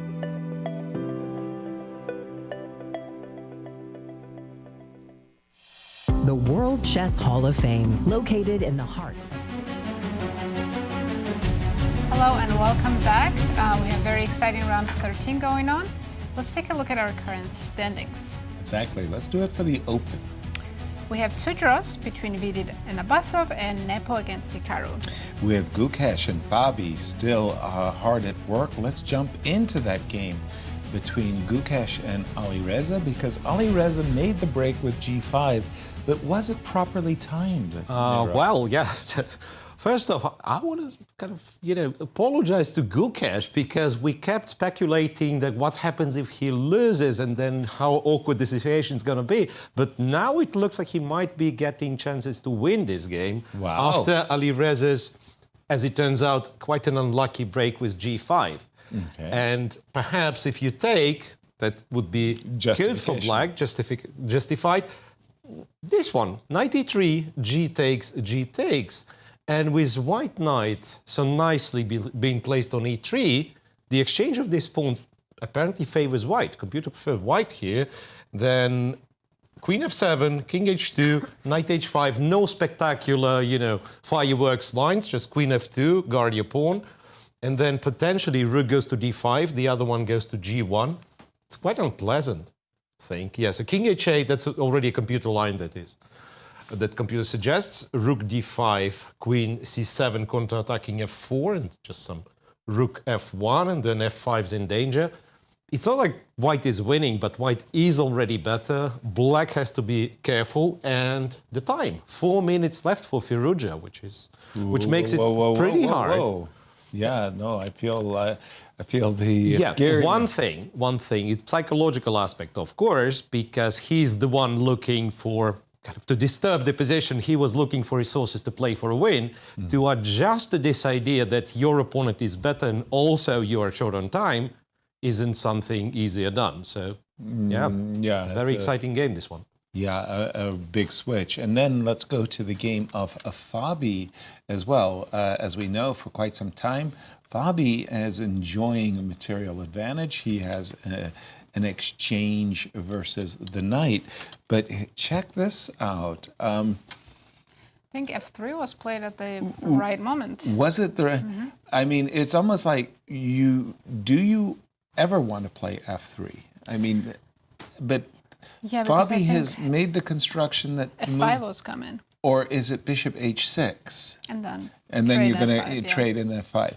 So for whatever reasons, Prague felt it necessary to disturb the fortress-like position, and as we know, every pawn trades opens up files, and it's the rooks that can jump on those open files. We have takes, rook h7 on the board. Now I know this knight is going to be nicely ensconced. What if Prague plays just king e2 here? King e2? Bishop h6, let's say rook f1. So I'm moving my pieces back to the king side. I'm a little attacking my king on the queen side. Right. For me, I was like, my dark square bishop was really doing nothing for me. You've allowed me to trade it off. I mean, okay, you've got a double attack. I think I can hold on to my pawns. Okay, I put the rook on f5. Yep, and you just hope to hold a positional fortress. I will probably put a rook on f5. Maybe you can trade here, rook g5, because if you open up f-file, that's huge for black. Right. So you think I should just take the bull by the horns and play rook g5 immediately? I think so. Yeah. But again, thanks to this position, thanks to f2, f3 having been provoked / forced, I'm not too sure how I would describe that. We do have a position, by the way, with knight f5, making it clear that bishop h6, I'm not necessarily also point out that this player's reached time control 2 moves ago. f3 actually was move 40. Wow. So the players now have 33 minutes, 42 versus 42. Nothing worrisome on that score, and they will be getting 30 seconds. Give me a computer evaluation of the current position, Miro, after the move, knight f5. I like black, I just don't know how much is it. Yeah, so I'm actually going a little bit back, further, behind, just to highlight that if not for f3, black is really better. After f3, it's 0-20 in black's favor, so it's almost nothing. f3, gf3, queen f3, and now what's interesting, rook h7 is one of the moves. Computer really insisted on playing a4, a5, so that was, well, by some margin, once again, according if you trust the machine, by some margin was the best move in the position. After knight f5, once again, he is, or it is, computer is optimistic about black again, going b6, and then as far as I understand, it's queen e6, shifting the rook to b7 and trying to prepare b5. So that's the plan. I think that's what it's all about, because as much as we like the open, semi-open G file, we can't really progress any further, right? Right. And it's hard to, well, technically, like lift both rooks on G5, H5 and take on F5, but easier said than done. Right. And again, the numeric. So after point b6, 20. after b6, no, 0-7, 0-7. Oh, So it went up by half a pawn. Absolutely, yes. So that was crucial. Again, we don't know, but well, according to the machine, a5 to stop b6 was needed, and now after b6, which again not that easy to understand because we do not see the immediate impact, right? So, well, just a tiny pawn move, but this allows black once again to go queen e6, shift the rook to b7, and then slowly prepare b5, which, well, as it stands, is the only break in the position. So you really need it. Yeah. Thank you for that, Miro. And let's just jump to the lady section and just see if Tan's going to have company at the top. What do you have for us over on the other tournament? So last time we looked at Vaishali had a better position and a lot more time on the clock. The players have just reached move 40. They're on move 42. So no more time trouble, and looks like Lei has equalized. Remarkable how little seems to have been disturbed. So, I mean, this middle game looks like the same middle game we had coming out of the opening. Queen d2, rook d8, rook c3. So black trade. looks a little bit more active now. She does, yes. And, looks pretty even. Rook d1, rook c8, we're up to date. And why is this game so important to our standings? Well, have a look. Because Lei Tingjie right now is in second place, full point behind Tang, so if she draws or wins, she will get closer, and only with one round to left, she'll have chances to win the candidates. Exactly. Well, before too long, we're going to have to take a peek at the round of 14 pairings for the ladies, because that'll come down to the very last game. Realistically, you're playing with Lei's position, isolated queen pawn. You have the open C file. Are you how optimistic are you, Nasi? Black also has some weaknesses in the position. Right. The black squares, the e6 pawn. So I mean, it could be. It could easily go wrong if you allowed a bishop to b3 and a knight on e5 to d3 to f4 maneuver. So it's not like it's just play on one goal and you don't have to pay attention to anything. Yeah, I think it's just equal, and neither player should take any big risks. Okay. And again, if this game is drawn, Lei will be half a point behind going into the 14th and final round. I want to jump back to Firouzja's game because he's down to 1 minute with 2 moves to go. All right. Let me just His position looks slightly uncomfortable now, as Miro was showing us some variations. Gukesh managed to double the rooks on d-file. Very nice rooks. King looks safe. As I said that, I realized there's queen h5 coming. Just at the moment you're about to say safe, you saw queen h5 on black's agenda. Now, having said that, is that a big how I can easily deal with that threat? I presume by playing moves like queen f1. We could go queen e2 right now, not even let g2 or queen g3, just queen defending. e2. Yeah. But rook d6 is also an option to just trade that only active rook that black has, and then you don't have to worry about the king side anymore. I love that idea very much, rook to d6, and a very good principle for our viewers. When you're in a situation where you're defending, one of the best ways of defending is trade off an attacker.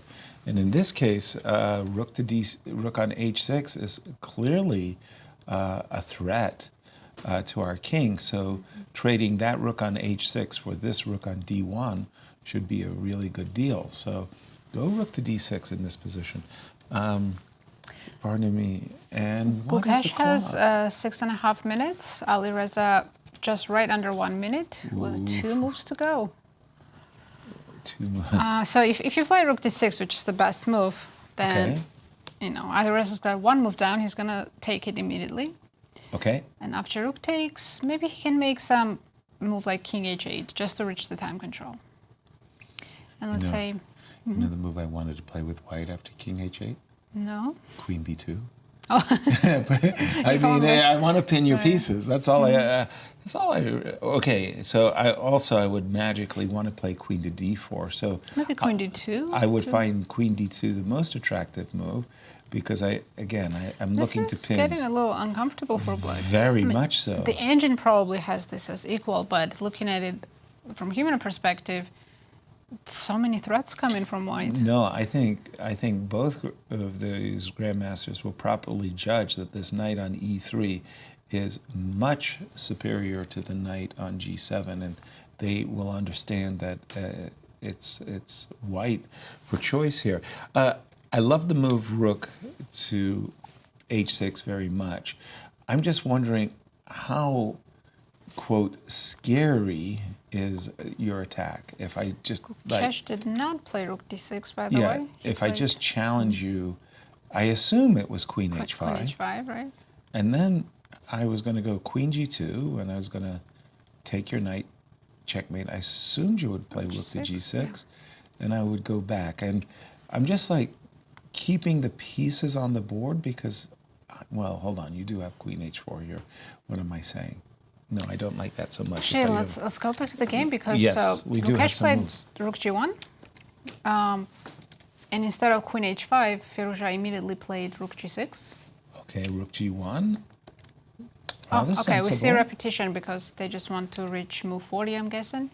Rook So, g6, and then immediately back, rook d1, yes. and now, I'm expecting rook h6. and is that move 40? Yes, And there he's we done go. it, rook h6. Now Gukesh has time to look at rook d6. Right. Okay, let's just see this move once more, because rook here, it's sort of like, okay, can I improve this position as white? Yeah, I like b4 here. Right?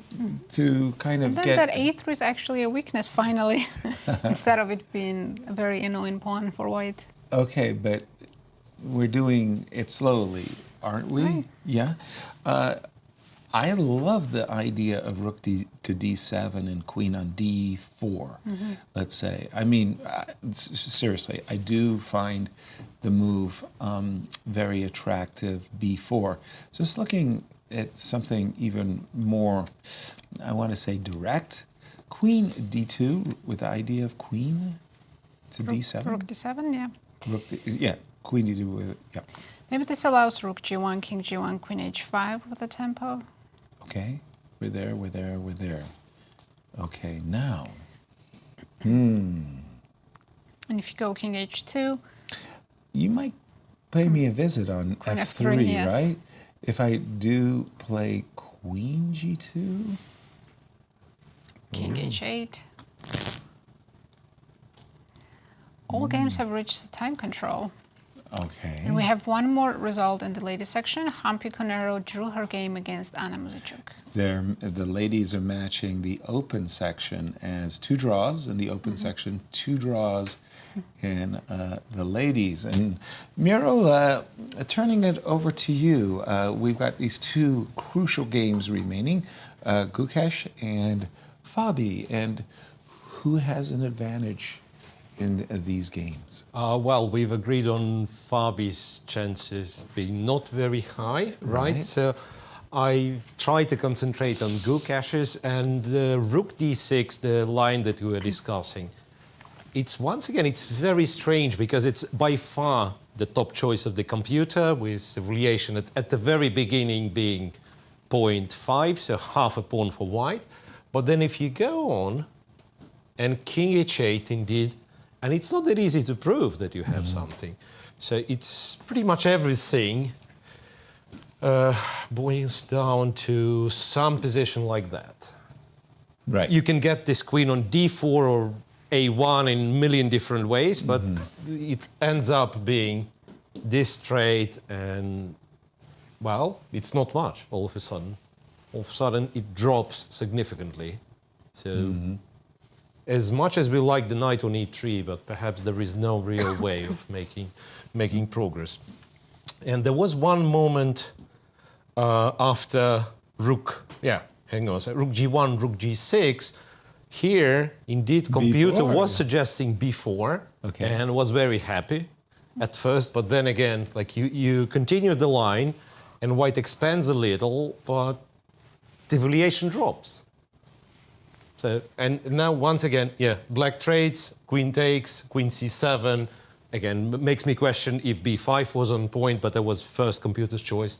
Queen c7, and again, black is totally fine and all equal in all lines.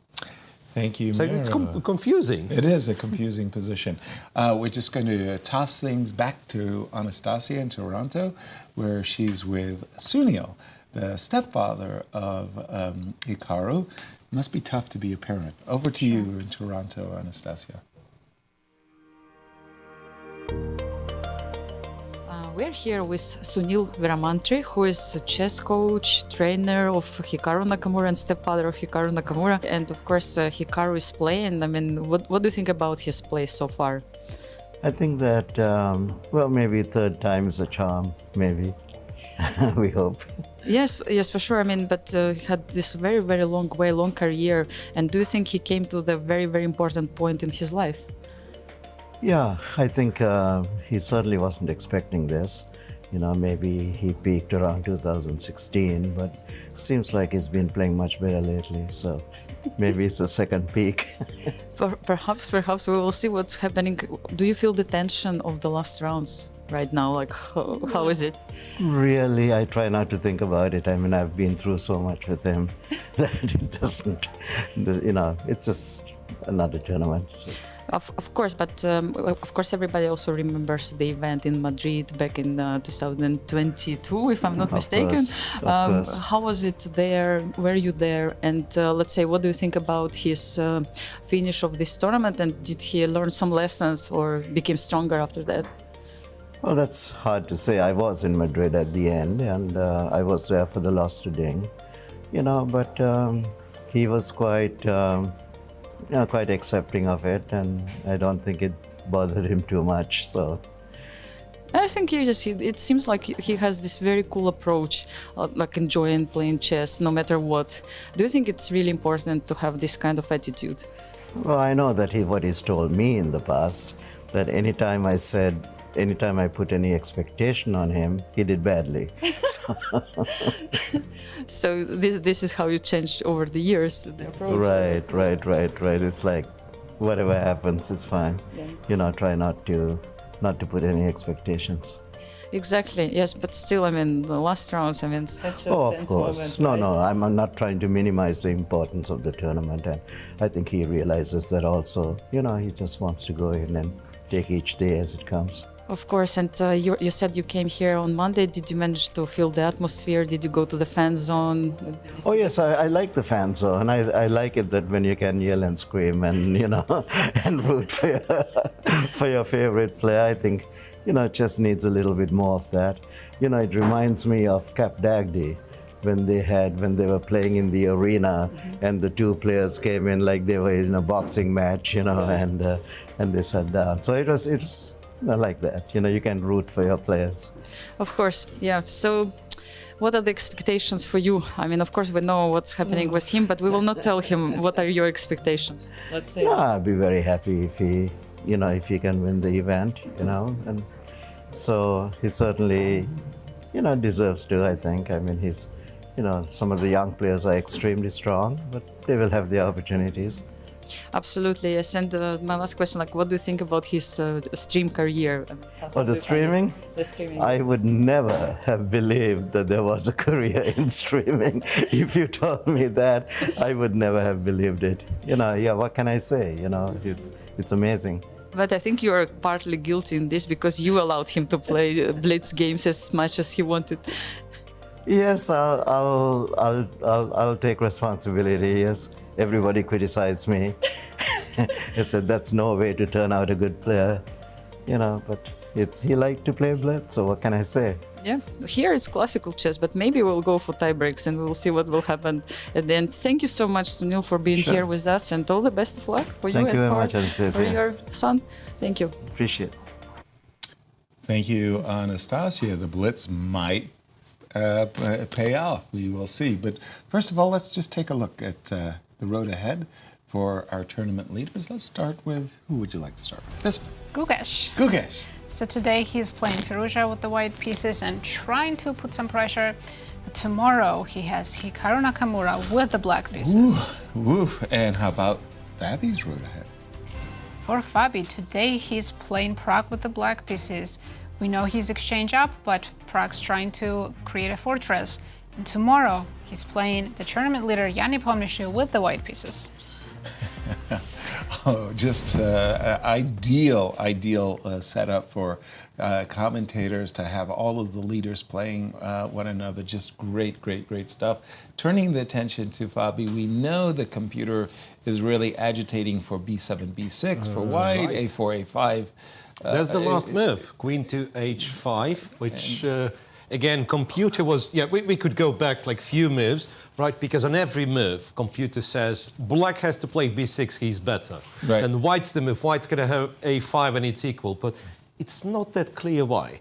So what Fabi does from kind of human understanding is very reasonable. So you want to exchange the queens, and then, as much as I can read it, you'll return to h7 and possibly you bring the king to e6, which will allow you to attack the knight on f5 twice. Because we've spoken about this motif of sacrifice, giving back the exchange and winning the pawn instead. Right. Right, and there was somewhere here, there was the reason why white has played f2, f3, right? Because you can't really keep the knight on f5, black will take twice, and that's a winning position. So maybe with queens being traded off, and with the king on e6 later on, black will get a chance to recreate the same threat. Okay, we'll see. Slightly more pleasant for black, according to the machine. But we have a trade. Yeah, and we do have the trade. Yeah, king e2. b6, again, computer likes b6. I'm sorry, nothing new from me. Computer likes b6. And eventually, Fabi might play it, right? Yeah, at the risk of repeating myself, right? Yeah, king e2, but I see from white's perspective, could h3 ever become a liability? Could white ever play king f3, g4, and harbor? Yeah, I was thinking of this, but okay, let's make computer's favorite move. Yeah, that's something like king f3, rook h7, because it will have to move anyway. Right. g4. Computer's not impressed. I'm thinking it's very hard to attack this pawn twice. Clear. Right, so black can keep one rook on h7, or one of the things computer is doing is rook h8, and it's not to double on the h file, but to free the rook, which is on the 7th rank. So the very next move being rook to b7, and then once again going for b5. Wow. And if anything, I would argue that the queen's exchange favors black. Yeah. Simply because, like with the queens on the board, it was so hard to imagine that black having the time or finding the moment to play b5 because his own king was there. Was exposed, right? Yeah. And the endgame, first of all, it makes, once again, if it ever occurs, makes bringing king to e6 much easier when queens are off the board. And also, like pushing b5, opening files on the queen side, you do not have the attack on your own king. So computer might be somewhat, somewhat off with this evaluation, because it's one of those rare scenarios where we humans, we know kind of the long-term plan. Computer doesn't have the depth to calculate it. Right. And it might strangely underestimate how good black's position is. Yeah. That's just a speculation. From my perspective, I would just say that I would think that this position, by the way, b7, b6 on the board, I would be speculating that, well, it's just going to be a fortress, and Fabi is going to be a little bit disappointed, but I think Prague has the resources, positionally speaking, to hold this position. Obviously, this tournament is slowly or quickly coming to a close, but we have so much more chess on the horizon, starting, of course, with the Grand Chess Tour. We have the dates, we have the players, and here we go. The first step will be in Warsaw, Poland, May 8th to 12th, and Coming Magnus Carlsen himself will be participating in that event. Welcome, Maggie. And the second step will be in Bucharest, Romania, June 26th. That will be classic. Third step, again, Rapid and Blitz in Zagreb, Croatia, in July. And then fourth and fifth step will be both in St. Louis for Rapid and Blitz and the Stinkfield Cup. Wonderful. Looking forward to those. It's amazing to imagine that, finish this promo. Maggie, Magnus returns. He will be joining the players in Warsaw, Poland for Rapid and Blitz and in Zagreb, Croatia for Rapid and Blitz. I can't help but realize he is avoiding the two classical events on the circuit, Bucharest and the Sinkfield Cup. A pity that, because I loved his participation, especially in the Sinkfield Cups. We have Rook H7 by Fabi on the board, and with the move B7, B6 as well, is at long last Fabi getting ready to go for this Rook B7, A6. It looks very slow, King A7 and B5 type of break. And once he's there, how successful will he be? Like, you achieve everything. Right, we could take a look at this position Sure. and say, invent some sequence of moves for white G4, that he's doing. G4. Yeah, G4, and let me just play Rook to B7. Exactly. I'll go King G3, Yes. Black defends the pawn, and Bishop E1. Bishop E1. So just sitting there waiting for Black. Yeah. Happily, yes. Oh, well, it turns out Bishop E1 is not Was the not greatest because of because Bishop H6. the bishop can get active. So instead of Bishop That's E1, hilarious. let's do Bishop E3, for instance. Perfect. And just to inform you that computer likes G5 here, but we don't look at such moves. Like Yes. white is not inclined to open the files, right? Right. So let's say Bishop E3. How realistic B5 is? That's what I wanted Honestly, to I ask. don't see that many of B5 move in these lines. Okay, let me try A6. Okay, so I'll go Rook A1 Rook A1, then King B8, I would assume. and Rook A2. Honestly, yeah, computer is not the, not Rook B1, but Rook A2. And let's try. We want to play B5. Yeah? Again, it keeps going Rook B1. Maybe it's a your better move. Yes, it's a better move. Your magnetic personality will do it. Let's go B5. Let's find out if it's ever Yes. an idea. That was my question. A takes, I guess? Yes. A takes. Let's take that one as C well. takes. Yeah. And for whatever reason, Rook takes, which is so counterintuitive. So if C pawn takes, then That was Rook what I to, want. Again, Rook B2. Rook to A6. That was what I wanted, yes. Rook A6. And I've got active pieces. right, and like if you imagine it's only having the king on F7 all the way, Yep. and then maybe F6 pawn is not hanging. It's too many little things Black has to care Right. in order to make B5 successful. So F6 is weak, H3 is weak, C5 is targeted. Exactly. So maybe it's not so simple, Right. even with queen trade, even with queens being off. But I It's like not so your idea of simple. maybe bringing the king all the way to C7. Yeah, right. So, but that means that's a super long game, right? We're gonna be here I for a put the while. rook on B7 and then I crawl with the king, Right. possibly to E6. Right. Yeah. Okay, it's a good crawl. Back to the game of Alireza for a moment, because how is Gukesh doing? Since No update. 40, he hasn't made a move. Big think. 12 minutes already thinking. 12 minutes. Out of the 30 he was awarded, that's a big bite of his available time. Rook H6 and 12-minute think. And what's your take? Maybe Which side do you he's prefer? thinking to repeat Rook G1, make a draw, or he's evaluating this Rook D6 idea that we were discussing. Rook G1. Obviously, he cannot take any big risks today, because if he loses, he's pretty much out of For sure. for the first place. So, Right. and with the draw, he still keeps his chances tomorrow. Hikaru with black, but Hikaru needs a win, so he still has some chances. So, Everybody jockeying for position is what it sounds like to me. So Rook G1 and Rook G6, but we think the most challenging or simply put, the best move in the position is Rook to D6. And one of the things that Mira was explaining to us is that when we get a position where Black has gone even King H8 and somehow we magically get the queen on D4, the engines aren't that impressed. Like somehow Black, got enough counterplay against the H pawn, against the F pawn. but I think if Queen makes it all the way to D4, practically speaking, White has very good chances to win that. That would be my feeling as well. Absolutely. Queen on d4 can always play queen d5. I'm the one in the driver's seat. Yeah, and the black pawn on a3 is a big weakness in that position.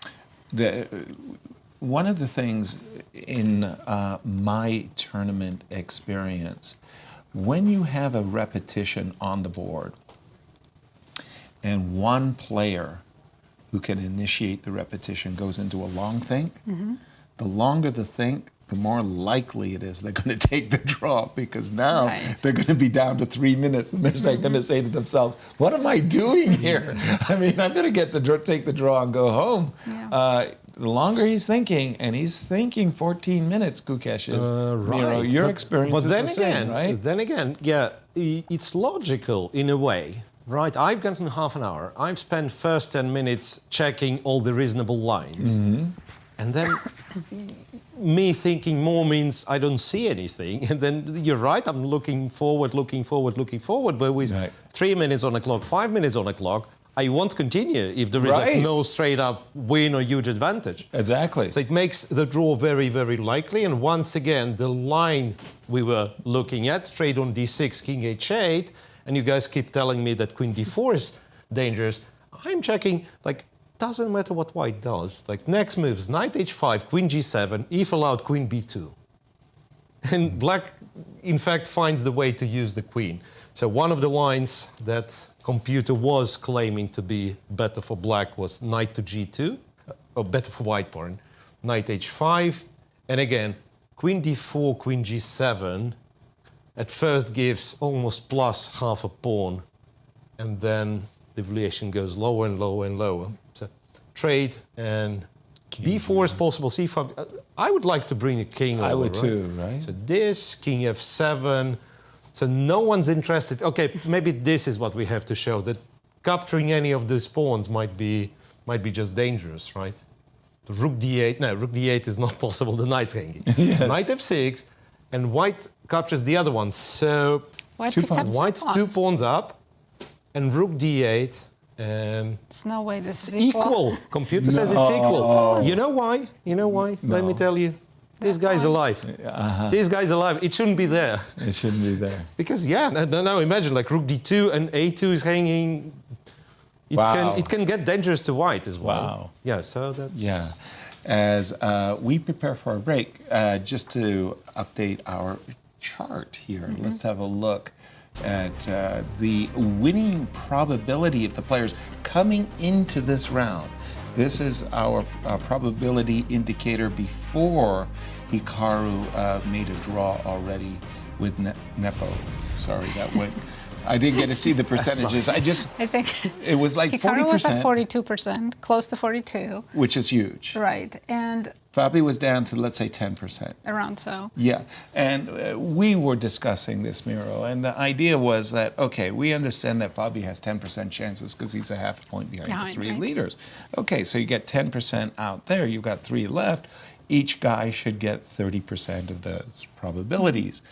But Hikaru gets 40% of the 40 plus, yeah. Based on their head-to-head matchups, the streak factor that Hikaru put together 3, and his blitz skills in case of a tie break. And also last round pairings, I'm guessing, as well. All of that good stuff.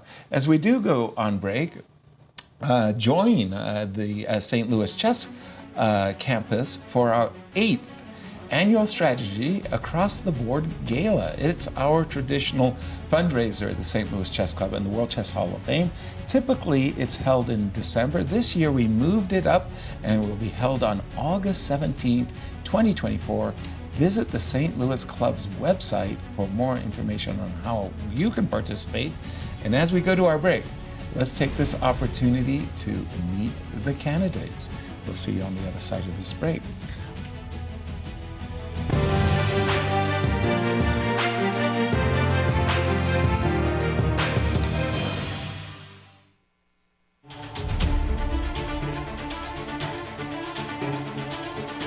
Jan Nepomniachtchi, known to the world as Nepo, will be playing in his 3rd consecutive candidates tournament. He won the last 2, the only player to achieve this in the recent history. Those candidate wins sent him to 2 World Championship matches. In 2021, he lost against Magnus Carlsen, and last year he faced Chinese Grandmaster Ding Liren, the match he also lost on a tiebreak. Nepo is a super grandmaster, 2 times Russian champion, and consistently one of the highest rated players in the world. Ramesh Babu Praggnanandhaa is a great story. At only 18 years of age, he has established himself as a remarkable Indian chess grandmaster.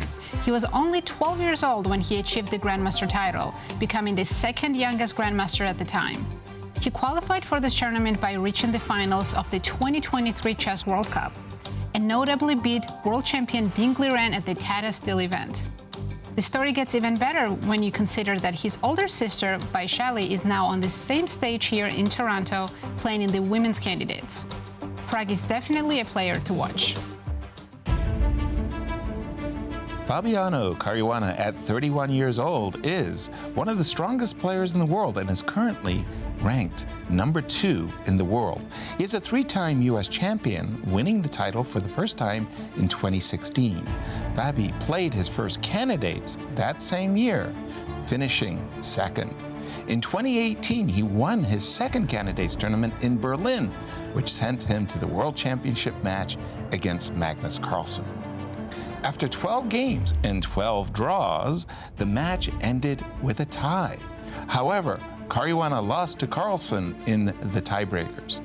In 2023, Fabi has been on a tear, winning the 2023 Sinquefield Cup, the St. Louis Rapid and Blitz, as well as the 2023 Grand Chess Tour with an amazing 46 out of 52 points, setting a record for the highest point total in the tour's history. If you're cheering for an American to win, you might want to pick the fabulous Fabi. 28-year-old Nijat Abasov is an Azerbaijani chess grandmaster. He became a grandmaster at the age of 15 and became a top 100 chess player in 2019. Nijat has played and defeated some of the best, finishing 4th in the 2023 World Cup to earn an invitation to the 2024 candidates. He will be considered a long shot for this tournament, but has surprised the competition by even qualifying to the candidates. Vidit Gujrathi, age 29, will be appearing in the candidates for the first time. Joining a rising number of Indian super grandmasters, Vidit has contributed to Indian success in the Olympiad as part of the national team. One path to the candidates is to do well in the FIDE Grand Swiss, a tournament that Vidit won, that has brought him to Toronto to face the best in the world. He joins his fellow Indians, Prague and Gukesh, in this edition of the candidates. Hikaru Nakamura is a 5-time U.S. champion. Remarkably, at the age of 36, Hikaru will be the oldest player in the candidates field. Known as much for his social media presence as his chess prowess, Hikaru has turned his attention back to the upcoming World Championship. His domination in the faster time controls may serve him well if the candidates comes down to the tiebreaks. He was the 2023 American Cup winner and has been rated as high as number 2 in the world as recently as last year. Millions of Nakamura fans will be cheering for Naka in this year's candidates. At 20 years old, the Frenchman Alireza has shown amazing talent, becoming a grandmaster at the age of 14, and in 2022, Ali achieved number 2 world's rating with a 28.04. He's been to the candidates before. At the age of 18, he qualified for the 2022 candidates, the youngest participant to achieve this feat. His performance in winning the 2022 Sinquefield Cup and ultimately the Grand Chess Tour was proof of his rightful place among the very best. Another one of the Indian powerhouse chess players in this tournament, 17-year-old Domaraju Gukesh, known as Gukesh, is the youngest participant in the Toronto candidates. He started early, earning the title of Grandmaster at age 12 years, 7 months and 17 days. Gukesh proved he could play with the best, defeating Magnus Carlsen in 2022 at the prestigious WR Masters tournament and tying for first in 2023 at the same tournament. Gukesh is the youngest player to surpass a rating of 2750, dethroning his boyhood idol, Viswanathan Anand, as India's top-ranked player. Gukesh, part of the Indian tour de force at this year's candidates.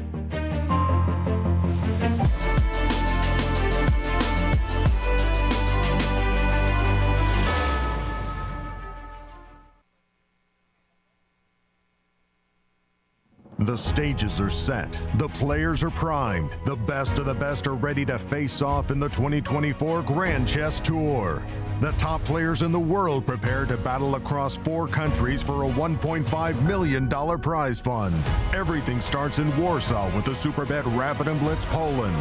Then off to Bucharest for the Superbet Chess Classic Romania. The players then travel to Zagreb for the Super United Rapid and Blitz Croatia. The tour concludes with back-to-back events in St. Louis, Missouri, the chess capital of America, for the St. Louis Rapid and Blitz and the Sinkfield Cup. 9 players will go in, but only one can be crowned champion. Who is prepared to make history? Get ready for the return of the Grand Chess Tour.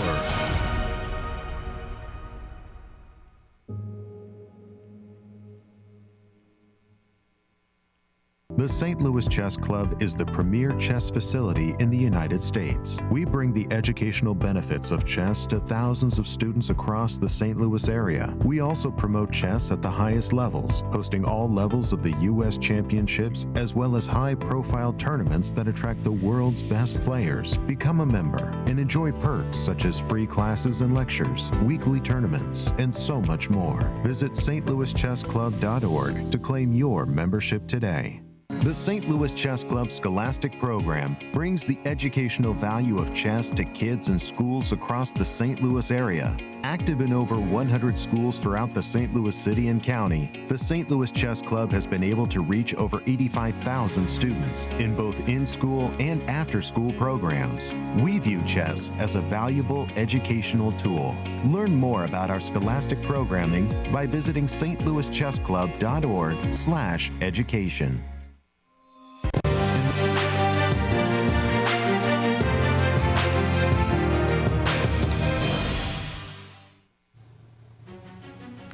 Welcome back, everyone. Thank you for joining us.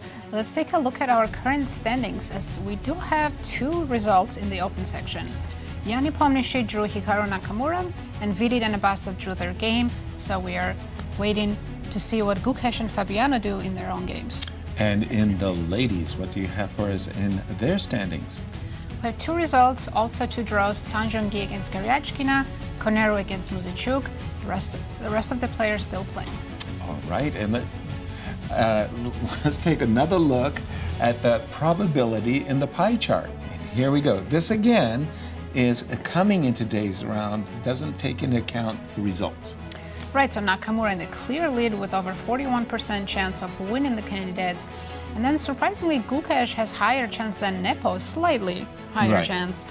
And of course, Fabi less than 11%, because coming into this round, he was half point behind these 3 players. And of course, that probability will shift now that Nakamura and Nepo have made a draw, and with the game of Gukesh still going on. Let's jump right into that game. We did see the rooks come off the board, and we've had this move Queen H4. Miro, has that shifted the advantage to either player? Well, not the move Queen H4 itself, but the third moves in the game. So after Rook G6, Queen H4, Black, once again, according to the machine, the exchange was right, and then it was the only move to keep the position equal. And it's not the move you look at first, Knight E6, dropping the F5 pawn. And apparently, after Knight takes Queen G6, Black is getting some sort of counterplay, which is not obvious at all. So Queen G4, yeah, otherwise the Knight's dropping, trade, Knight F4, and once again, I will speculate that simply because A3 pawn is alive and it provides, like, you know, Knight E2, C3 ideas and so on, this position computer sees as equal. And I believe in many lines it goes like Rook D7 and check, check, check, perpetual check. Or, yeah, White can come up with perpetual check, Black can come up with perpetual check. However, Firouzja played the move that was very strong in our previous lines, we've looked at king h8. We said it's one of the thematic moves. Yeah, the g file's open. Turns out that after king f2, white has an advantage, and it's growing simply because the f5 pawn is targeted, and the position of these knights, black cannot really change. So the moment you move the knight, you drop the e5 pawn. Right. So there was this tiny moment of opportunity to go knight e6, and then if white captures f5, go queen g6 check. Now, well, the line goes something like queen to e6, and then white can go c5. Now computer claims that rook d8 as well is a very strong move. You cannot trade because white just winning. Yeah. Yeah, queen g8, the only way not to lose the f5 pawn, right? But then after queen d4, that's Finally, complete domination. Queen is on d4. Yeah, queen is on d4 with a very unexpected route, right? So Right. d8 to d4. Right. Yeah, and this is, of course, like a sample line. Firouzja went rook g8, and now the way to completely paralyze black is go queen to h6. And it is getting very unpleasant for black. Wow. You know, it's a funny situation, this one. So we like the move queen on d4 because then the knight on g7 is pinned. But in a very awkward way, black is suffering a pin. The pin is that the knight can't move because anytime the knight moves, the pawn on f5 drops with a gain of tempo. So it's like I'm pinning the knight, but I'm not pinning the knight. You know what I'm saying? Right. Like the knight is not pinned by a rook We need on a word g1. for that. Yeah, it's In chess terminology, we need a new word. it's an obscure pin. It's a hidden pin. You know, it's strange. The knight is pinned. Well, Or it can't you would move. say so. Yeah, it It can't, can't move without Tied losing down? the. No? To the defense of an f5 pawn? Yes. Does that work? What did you describe it? Tied down? Tied down. Very Chessic. I was tied up. I was tied down. Gukesh just needs to play queen h6. And by the way, you Very didn't. strong move. You didn't tell us with the move queen h6. It's more than a pawn advantage- for white. That was more my than a question. pawn for white. More than And a pawn. honestly, it's not only the number, but what black's doing on next moves is very, very unimpressive. Pretty much shuffles queen e7 to f7, rook e8, and back to f8, back to g8. So that means black has no way of, untying the whole knot of his pieces. And white's plan, say, I can see computer going king e2, d2, Is the king going to get all the the way e3 pawn? here, and maybe take the a3 pawn, or get the king to c3, go b4. White's much better, that's I'm sure. I agree. Queen h6, if I was in black shoes, one move that I have on my radar is inviting a queen trade, queen g6. Queen to g6, yeah. Let's find how. How would that go? Yeah, then apparently a trade and rook to The rook d6. pin, looks fantastic for Rook white. to d6. Look to d6, so you tickle my pawn. But now, hey, look at me, I'm a free bird. Knight d5. Knight h5, Are you knight really d5, yeah. And how exactly, yeah. How free are you? I understand there's a rook h6. I do desperately want to play the move g5, so let me aspire. h4. I'll just play h4 and kill all your dreams. You're off my Christmas wish list. Did you know that? You've just been h4. Oh, you are nasty. That's that really drives the point home that I have no play. Absolutely. I simply have no play. And So the black queen actually trade, needs to keep the queen on the board and play queen e7, queen f7, just to stop white rook from advancing and picking up the pawns, like in the rook ending. right. Wow, queen e7, queen f7. Boy, just shifting wood, waiting is nobody's cup of tea. We'll let Alireza stew in his in the situation, but I just wanted to check the times on the players, if you don't mind. Right, so Gukesh did take a lot of time, remember? We saw that, like 12-minute, 14-minute thing he had. So at the moment he has 11 minutes against 21 minutes. That turns around from their first time control, where actually Alireza was the player going potentially into time trouble. Let's jump to... We have a move. Before we change, yes. Queen g5 was played, and I see a question mark on it. I'm not sure what. by the Does it allow computer. knight e6 again? Yes, it does. That's once again counterintuitive, right? Because it does drop the f5 pawn, but after queen g5, sufficient and the only sufficient move is indeed knight to e6. Queen takes and queen to g7, and I'm not sure how easy it is to spot it for black. So queen to g7, and my question would be like, what happens if I take the knight, right? Perfect. And it's a check here and check on h2 and then the checkmate. So therefore, after, let me see, queen g7, white has to go queen e5, trade the queens. Queen takes, and then if you take with the pawn, Right. then rook f8 is not such an obvious move, right? Rook f8 check. I thought And it you was can't gonna go be to knight e2. f4. You can't go to e2. You will have to go to e1 and then rook f3, double attacking, and that would keep the balance. But Alireza has played queen g6, and as we know from the move we were looking at, queen h6, queen g6, it doesn't make any difference. Trade here, go rook d6, after knight h5, go knight d5, king h7, h4, white's completely dominant. So if we get this on the board, we might as well have a sole leader after this game. Wow. Gukesh, the... Big change, and he did trade the queens. So Wow. Queen to g5, queen g6, transposing into our line. The computer had recommended queen h6. I reached for the queen and said, what happens in that case of a queen trade? And I was schooled that a trade of queens followed by rook to d6, knight, didn't I try knight to knight d5? h5, knight d5, yeah. 5, attacking the pawn, knight d5. And I thought, okay, this isn't so bad. I mean, I can aspire to play the move g5 and I'm okay. King g7, you shut me down, Nazi, with move h4. I can't play for g5 anymore. And even though the material is even, I Black have is no... paralyzed. Right, I have no active play whatsoever. It's one thing if I can activate my rook, and as Miro is saying, the a3 pawn gives me counterplay. In this position, I'm starting to think desperately about moves like e3. I'm getting desperate as black to try to get my pieces coordinated. I think we also have big updates in Fabi's game because Okay. after the last couple of moves, the engine really likes black's position again. Fabi Maybe on the outside looking in. Maybe he's breaking through the fortress with the b5 move. Whoa, whoa, whoa. Okay, so when we left it, we certainly left it around these area where a5 was just played, and Fabi saying, okay, I'm putting all my eggs on b6, b5, and Prague blinked, and he played the move rook a1.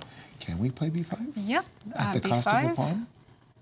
Definitely. Okay. Black's not risking anything, right? Oh, This is no, their no, no, no. last try. Absolutely. Let's see, what should Would I you do? take on b5 first? A takes? A takes or C takes? A takes and then bishop c5, let's say. Okay. A takes, C6 takes B5, bishop takes C5, and I'm assuming we take. Right takes, takes. And We have a pass pawn on the a file. yes, we do. Yay. Can't push it yet, but maybe bishop d8 so we can connect the rooks. That's a nice move. First of all, that does, in case this knight, I was beginning to wonder if the knight jumps and we go rook takes f6, that will come with the check. But bishop d8 is kind of nice. It does two things. It defends f6, and as you say, just connects the rooks so that in case I need to double and escort my a pawn home. Yeah. Wow. And Fabi's getting chances again. indeed, and imagine if we had two wins. We currently have two players tied for first, but imagining that Gukesh were to win, Fabi were to win, we'd have a single sole leader with what a chasing pack. Right, Gukesh would be in clear first, but With- 3 players half a point behind, with all top 4 players playing each other tomorrow. With Hikaru playing white against Gukesh, But in a Fabi? must-win situation, no more draw, because Correct. Gukesh would be half point ahead. And That does change things a bit. yes, and then Fabi, also in that case, with a must-win situation against Nepo. Yes. Everybody's in a must-win situation, which is a lot more fun than watching the four players draw one another. And we do have B5's on the board, B5 by the way. Wow. Yeah, and the line that you were looking at Yes. seems to be not only reasonable, but the only playable line, in fact. For both sides, they're kind of Yeah, so obligated. B5's played, and say I was thinking, can we capture on C5 without exchanging the pawn? And it doesn't look any better. So you can take on A4, but you can also take on C4. Right. So take C4, C4, rook to B2, knight goes to E3, and bishop D8. That's the And nice then, move. once again, you can go after the A4 pawn with rook A2 whenever you like. You can bring the other rook to B7. That I like. So it's getting a bit sharper, of course, because, yes, like if you touch the rook, if you move the rook away from the H file, you'll lose the H3 pawn. But with so many open files, all of a sudden you start getting this feeling, yes, black is an exchange up. Unlike the position where white had the knight on F5, you know, all the files were closed and so on. So now Plugged up, you're about to feel the power of, say, two rooks being on the second rank. Exactly. Yeah, Exactly. so this looks very promising. B5, and the same can be said about this line. So you take C4, and you either go bishop D8, as Nazi suggested, or first go rook B2, and after knight E3, you go bishop D8. Looks very promising for Fabiano all of a sudden. Definitely no more fortress positions opened Yep. up.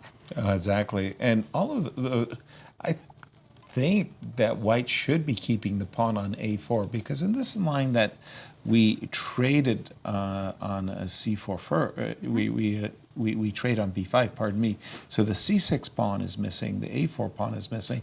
It just feels like that's a trade very favorable to black, because again he's got a pass pawn, as opposed to rook to B2 to A2 takes A4. It takes a while to establish that. So B6, B5 on the board, very consequent moment here after this break for Prague. And I would suggest bishop takes C5 at once. One question I wanted to ask is, no, I don't, no. I'm looking at these lines with takes, and knight E3. Hold on, rook B2, it would go, so knight E3 is met by bishop to D8, and Yes. that's such an important move, because that just, you stop me cold, right? Let's say if I play rook D1 here, Okay. attacking your bishop, you just play bishop E7, you're happy with the trade? Yes, I would be, Wait, I have rook D, I don't have rook D7. rook to D7. That would be a great move, threatening mate and the bishop, but yeah. Oops, that turns the table at once. But wait a minute, rook D1, how, I mean, Bishop B6. yeah, I was about to say bishop E7, rook E7, king H3, and you've got a calculation ahead of you.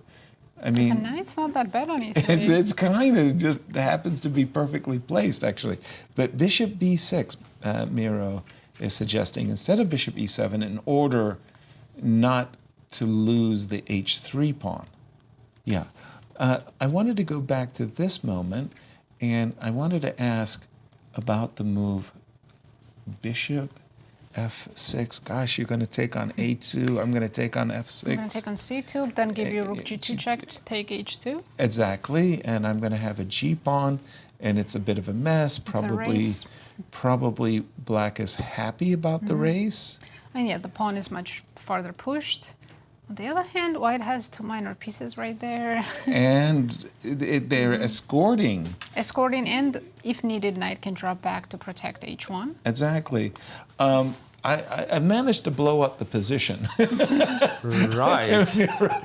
So the line you've provided, Yasser Nazi, is a very human line. Right. However, if your computer, It you doesn't. reach this position, the very position you had, and instead of automatic recapture, rook D7 pretty much wins the game on the spot. That's what I have, because G5 now loses to check here, here, Enough said. Yeah, that's it, right? I have no G6. Because after rook e1, you don't have G6. So black isn't even forced to do it. He is already winning by exchanging everything on E3, but Bishop D4. in a way, a move like Bishop D4, you're very, very happy to make because White's completely paralyzed. Yeah. White's completely paralyzed. Very, very nice. G6, you have to give the pawn away. Right. This was not my intention. Yep. So that's a long line, but it seems that after rook b2, knight e3 is indeed forced. And then another funny observation that after bishop d8, rook d1, the line you were looking at, bishop e7 would be a mistake indeed, because exchange on e7, and I don't remember what you guys King had. h3. King h3. Rook d6 is much more annoying, apparently. Yep. So first activates the rook and captures this pawn, and the G pawn all of a sudden starts running, and in this case, well, computer has it as equal. So as equal. Equal, yeah, whatever it means. It means white gets like very serious counter chance, and instead, after bishop b6, trade, if we try the same thing, rook d6, rook f7. So even allows itself to be slow. We have a few moves here just to update the game. We did see c4 takes b5, certainly one of the moves we considered. c6 takes b5, bishop takes c5. Whoa.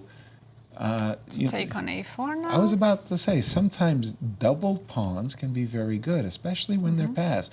be5 takes a4. I would have been loath to allow that myself, and knight e3. And because the pace is picking up, is time a factor now? Prague has 11 minutes against Fabi's 21 minutes. 11 to 21. Prague might feel some pressure on the clock. Okay, knight e3, indicating that, well, we're a little worried about these passed pawns. By the way, gift me the pawn Bishop on f6. d8, as Bishop we were looking at that right? move. And where does he want to go with this knight?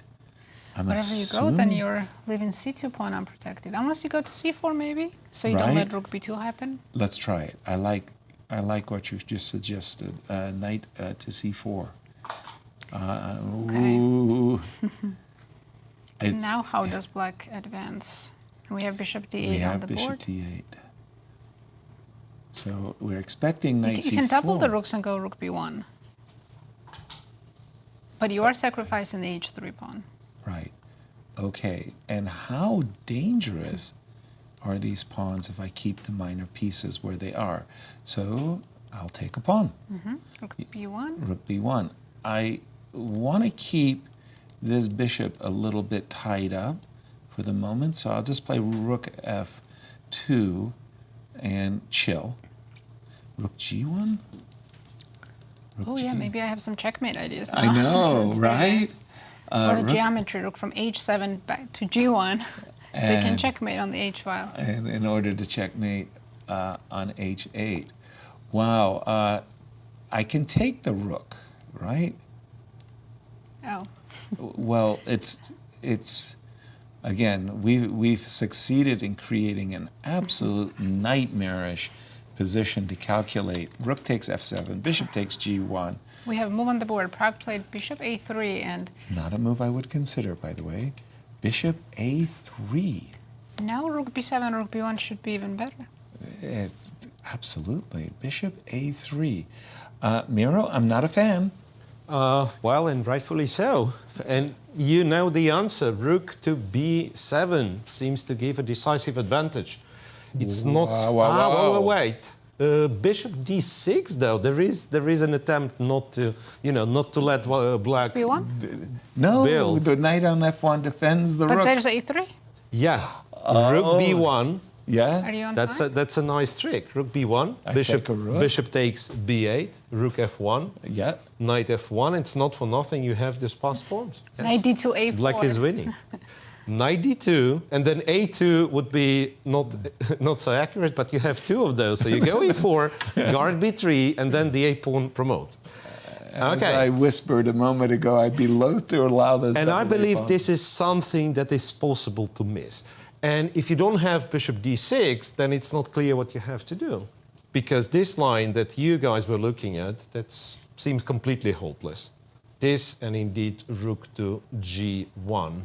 The geometry is superb, Yeah, by and the then way. like you're threatening stuff like bishop e7 and Right. so on. So it seems here's the move, and then you have rook b7, and somehow the evaluation is growing and growing in black's favor, even though I'm not yet sure. But okay, well, let's make a move for white, like the human move, knight d5. Okay. Loses to rook a1. So it's some really strange geometry, right? Wow. And I can understand, yes, knight d5, the move I've played, is probably not so clever because now there is a-pawn no runs. knight c4 stopping the a-pawn. Right. So we return one move back and we go, let's say, we go knight c4, so at least the pawns are stopped, and it's lost again, but now because of rook g7 and g4 pawn is about to get confiscated. So it's so weird that we might be misled looking at the evaluation. Right. Because it gives you this confirmation bias. We know black is winning and so on. But sitting at the board, it might not be as easy. I suspect Fabi knows that he's better and there must be a way to convert, but maybe it's not as straightforward as we would like to believe. Wow, that is so much trickier than I imagined, Miro. What you just showed, knowing that you're going back with the rook instead of rook on b1. But in our pairings tomorrow, we also want to contrast the pairings tomorrow with the results of the first half of the tournament. So Fabi and Nepo, when Nepo was with white, they drew their game. Right. And tomorrow meeting, obviously, the colors will reverse. That's There the were double round also robin. Hikaru and Gukesh's game was also drawn, but again, Gukesh was with white. Now colors will be reversed.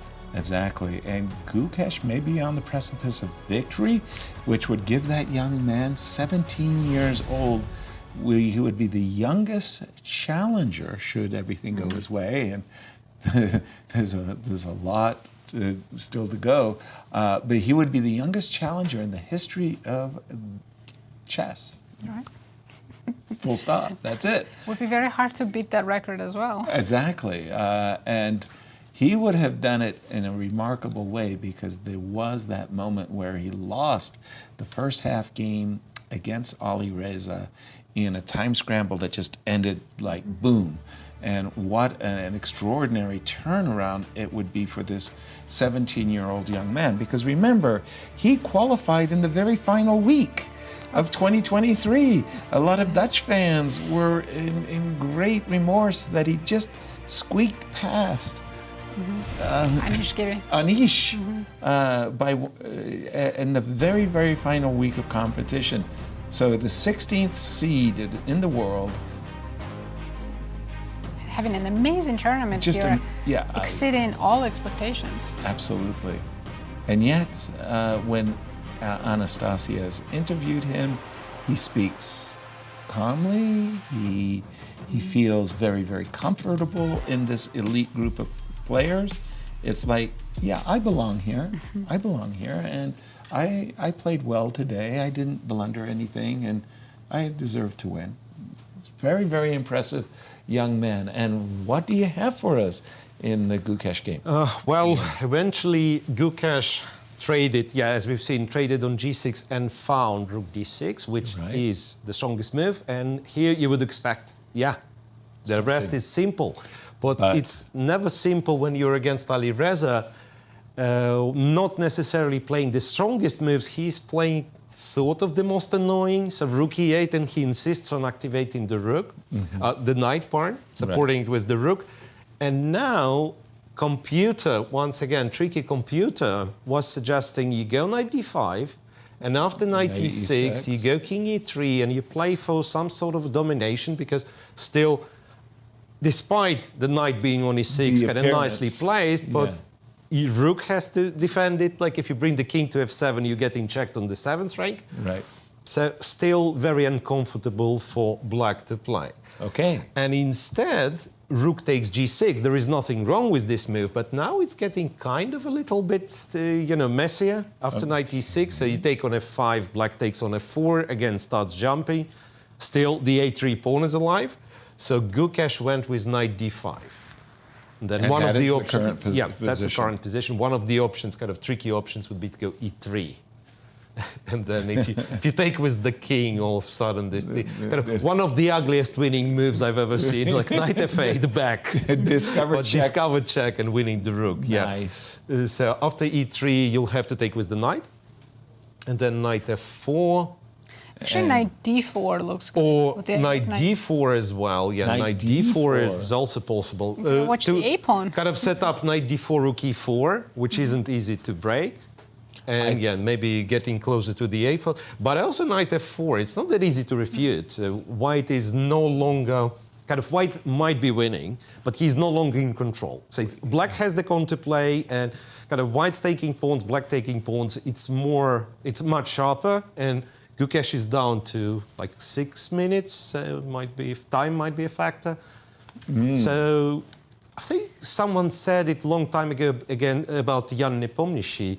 And the same, I believe, can be said about Firouzja, so that you can beat him, you can win a game against him, but you never enjoy playing against him. So he's always coming up with, with these tricks, and, so you can never relax and say, okay, that's a comfortable position, I'll play it slowly. No, not against Alireza Firouzja. I can almost bet dollars to donuts that e4, e3 is going to be played, because the simple reason is that if I had white to move, I would play the move king e3, and as black, I would resign. It's just, there's nothing to play for. Well, Firouzja also has king h7, one in between move, possibly? Aren't you just kind of like helping? I don't think that's good, because I take f4 at the end. No, I understand. I'm just saying that you're putting your king in, like a fork, right? Like this kind of a fork. But I also kicked your rook out, which was very annoying on g6. Okay. Maybe let's move rook d8 here. Rook so this is a different plan. It's not e3 plan. Not e3. Okay. Just and then passive defense. I want b5 right now. Okay. I don't know if that's helping, but. Well, at least I got in this move king e3. I feel just so much more happy that I've done that. I don't know, rook c1? Well, you can go back to the g file. That's not early. And I'm getting an alert. Let's pause. That Fabi, unfortunately for American chess fans, misplayed. Let's see how he let something slip here. Oops. That's Gukesh on board 2. Right. So he didn't double the rooks on b file and went rook b1 like we're looking at. Okay, so we left it here. We had just seen the move bishop d8. Then we saw bishop a3, and we were elated with the move rook h7 to b7, followed by rook b1. Fabi took a different tack. He played rook c8, knight c4, rook c6, and we're up to date on the position now with rook a1. Interesting setup for Fabi. What is his plan? Does he want to double on c and sacrifice rook c4? He wanted to sacrifice on f5. Now he wants to sacrifice on c4. I don't know. Other than that, there's no more way. Well, let's see. He played bishop b6. Okay, he's Bishop aspiring. c5 next? He's aspiring to play bishop to d4 and maybe kick the rook out of a1. He must have some setup in mind. Let's say, what's the ideal setup? Bishop goes to c3.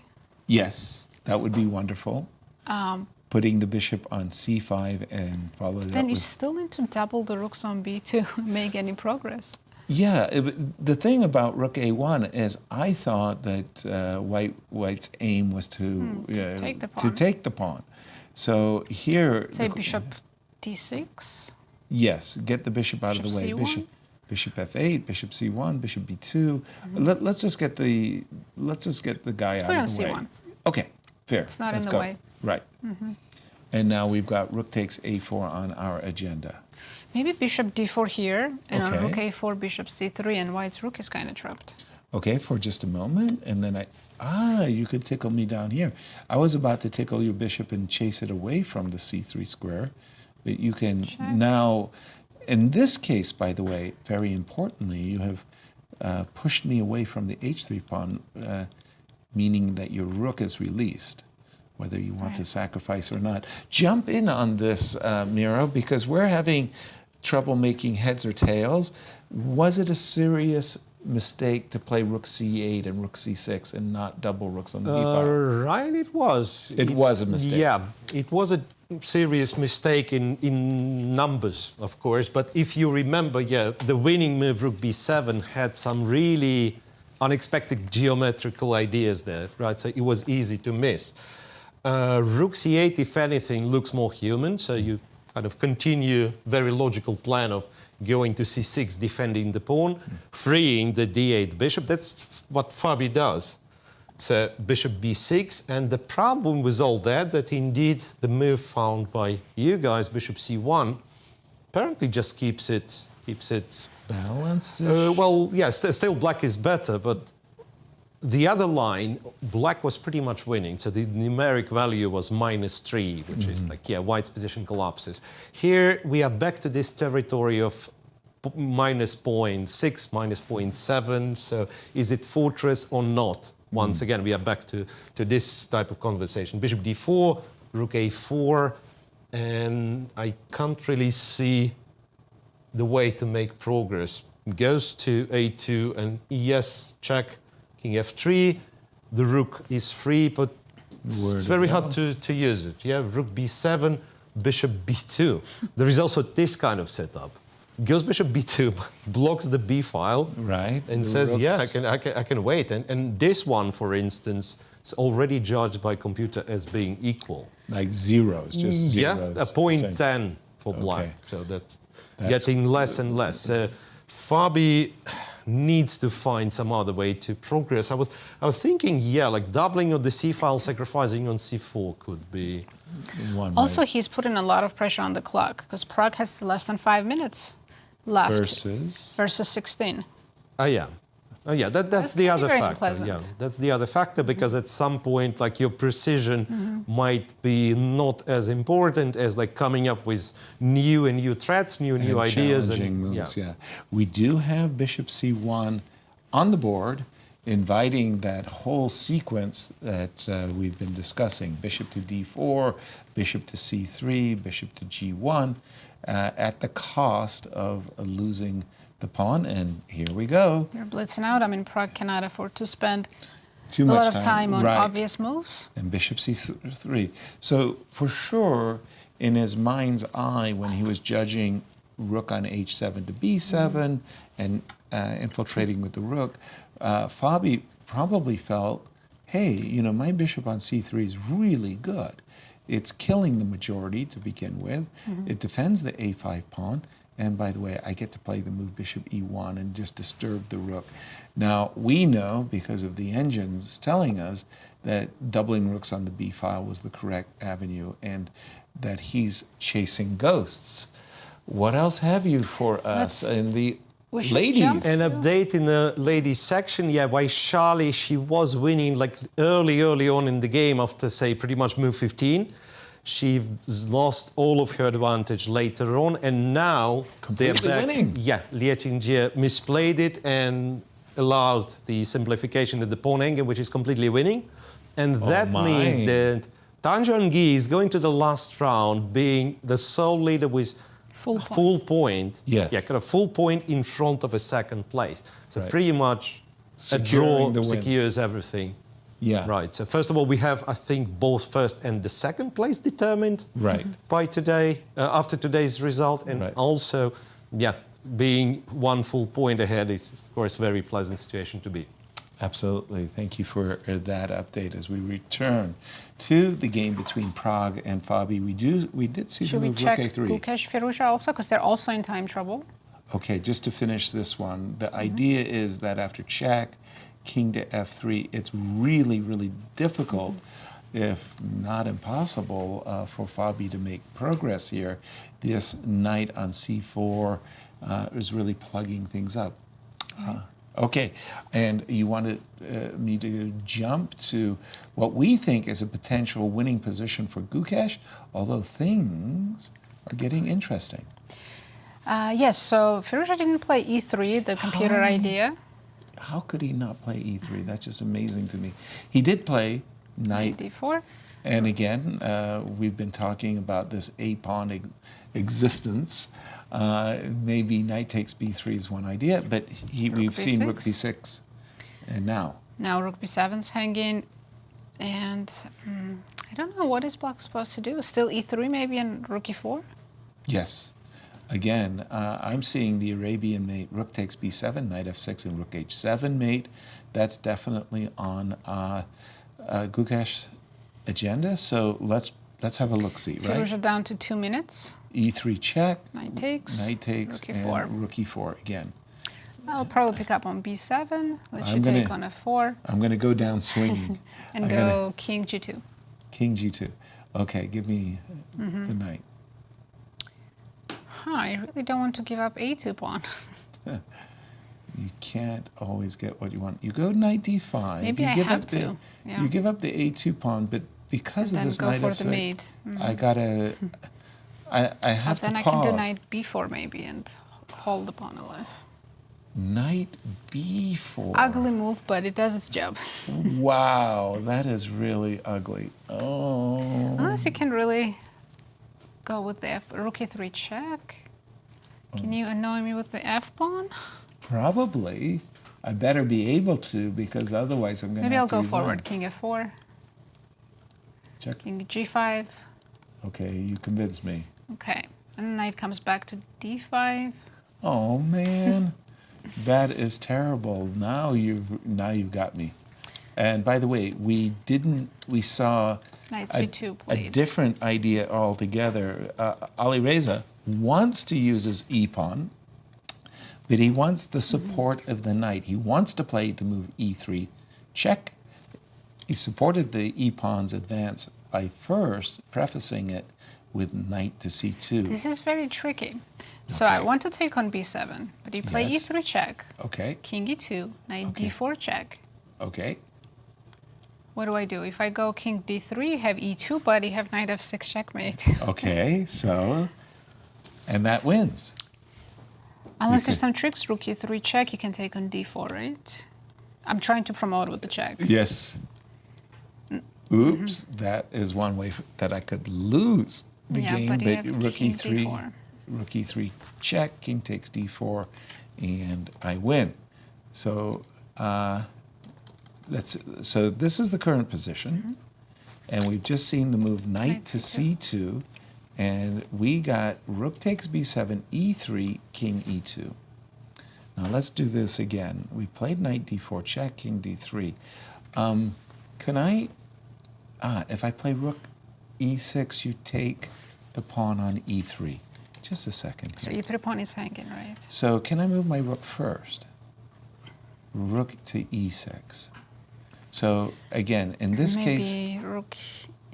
knight d4 check is on my agenda. Can I go rook e7 here? Or is Yes.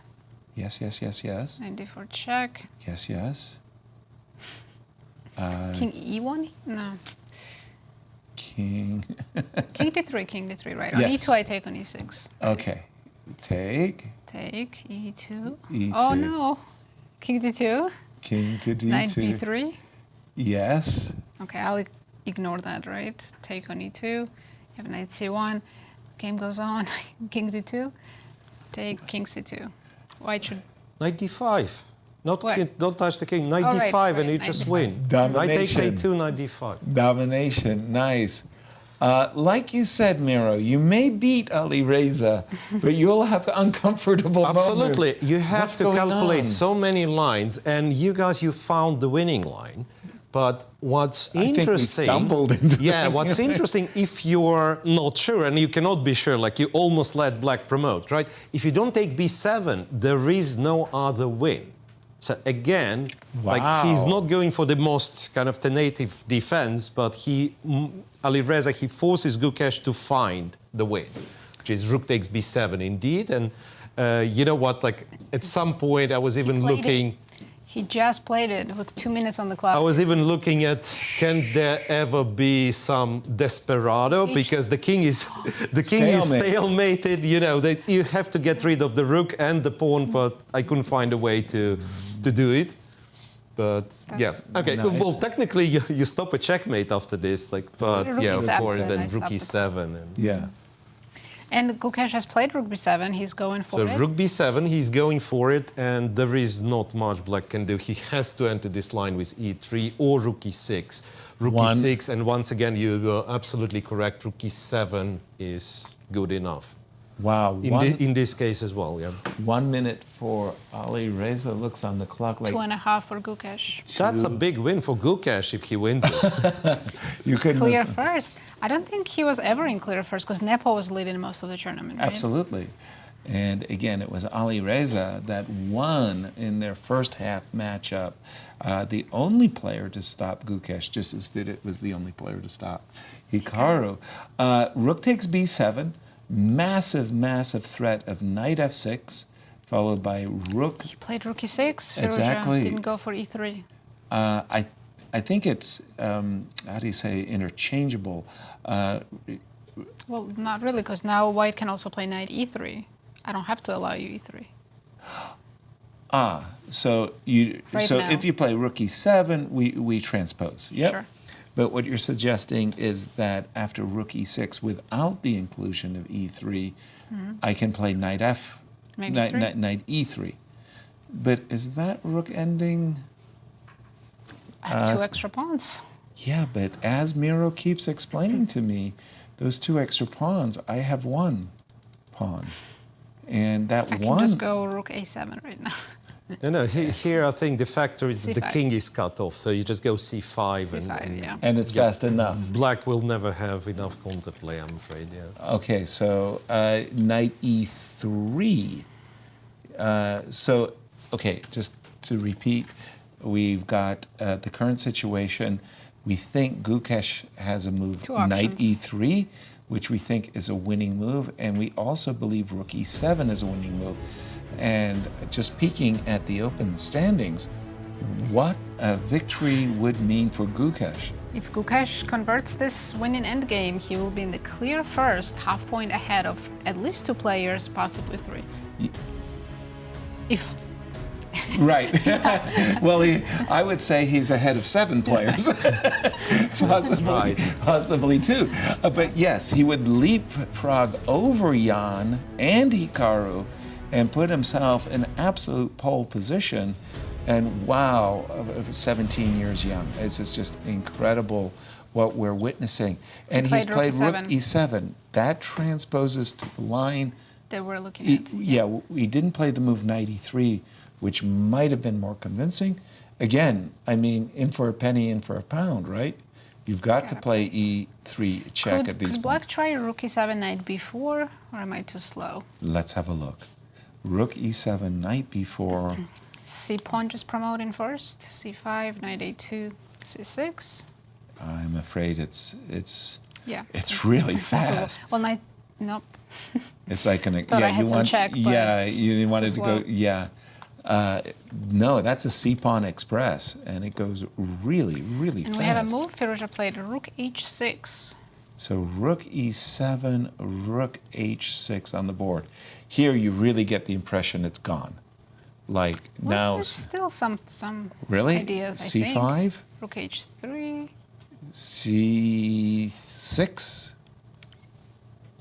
Knight d4? Actually, I should have played knight d4 after c5 first. Yeah, I shouldn't let you go to c6. Right. So here, knight d4. Knight d4. Okay, pause, because now I'm No, having... you need some help to push those pawns. By the way, c5, knight d4 is on the board. We have the game position. We have the game position.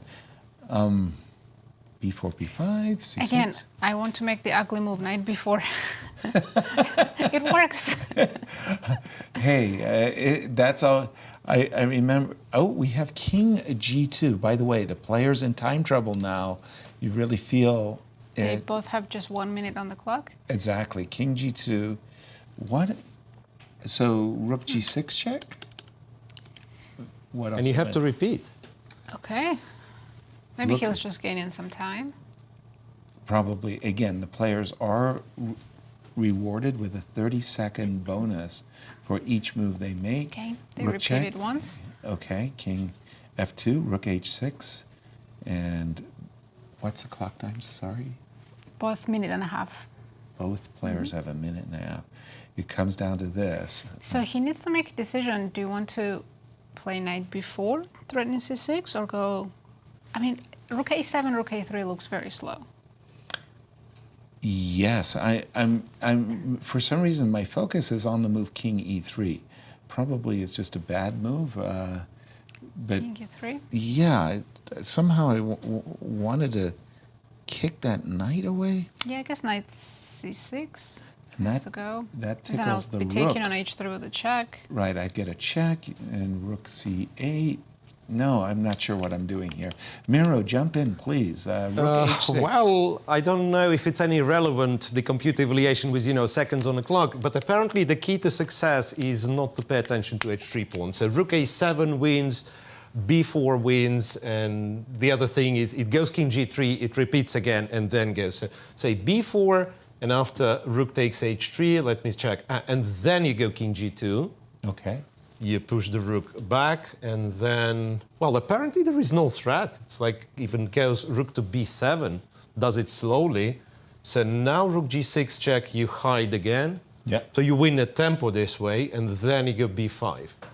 And essentially, the queen side pass pawns carry the day. Yeah, and again, let's keep in mind, no, not rook h5, but let's keep in mind that there is also the checkmate that we were discussing is still there, Yes. right? So whenever you try to take the a2 pawn, knight returns back to f6. So Just it is a winning position, but it is very... b4, by the way. Yes, He B4 played is it the- with interrupt you. just 7 seconds on the clock. Whoa, whoa, Whoa, whoa. whoa, whoa, whoa, whoa.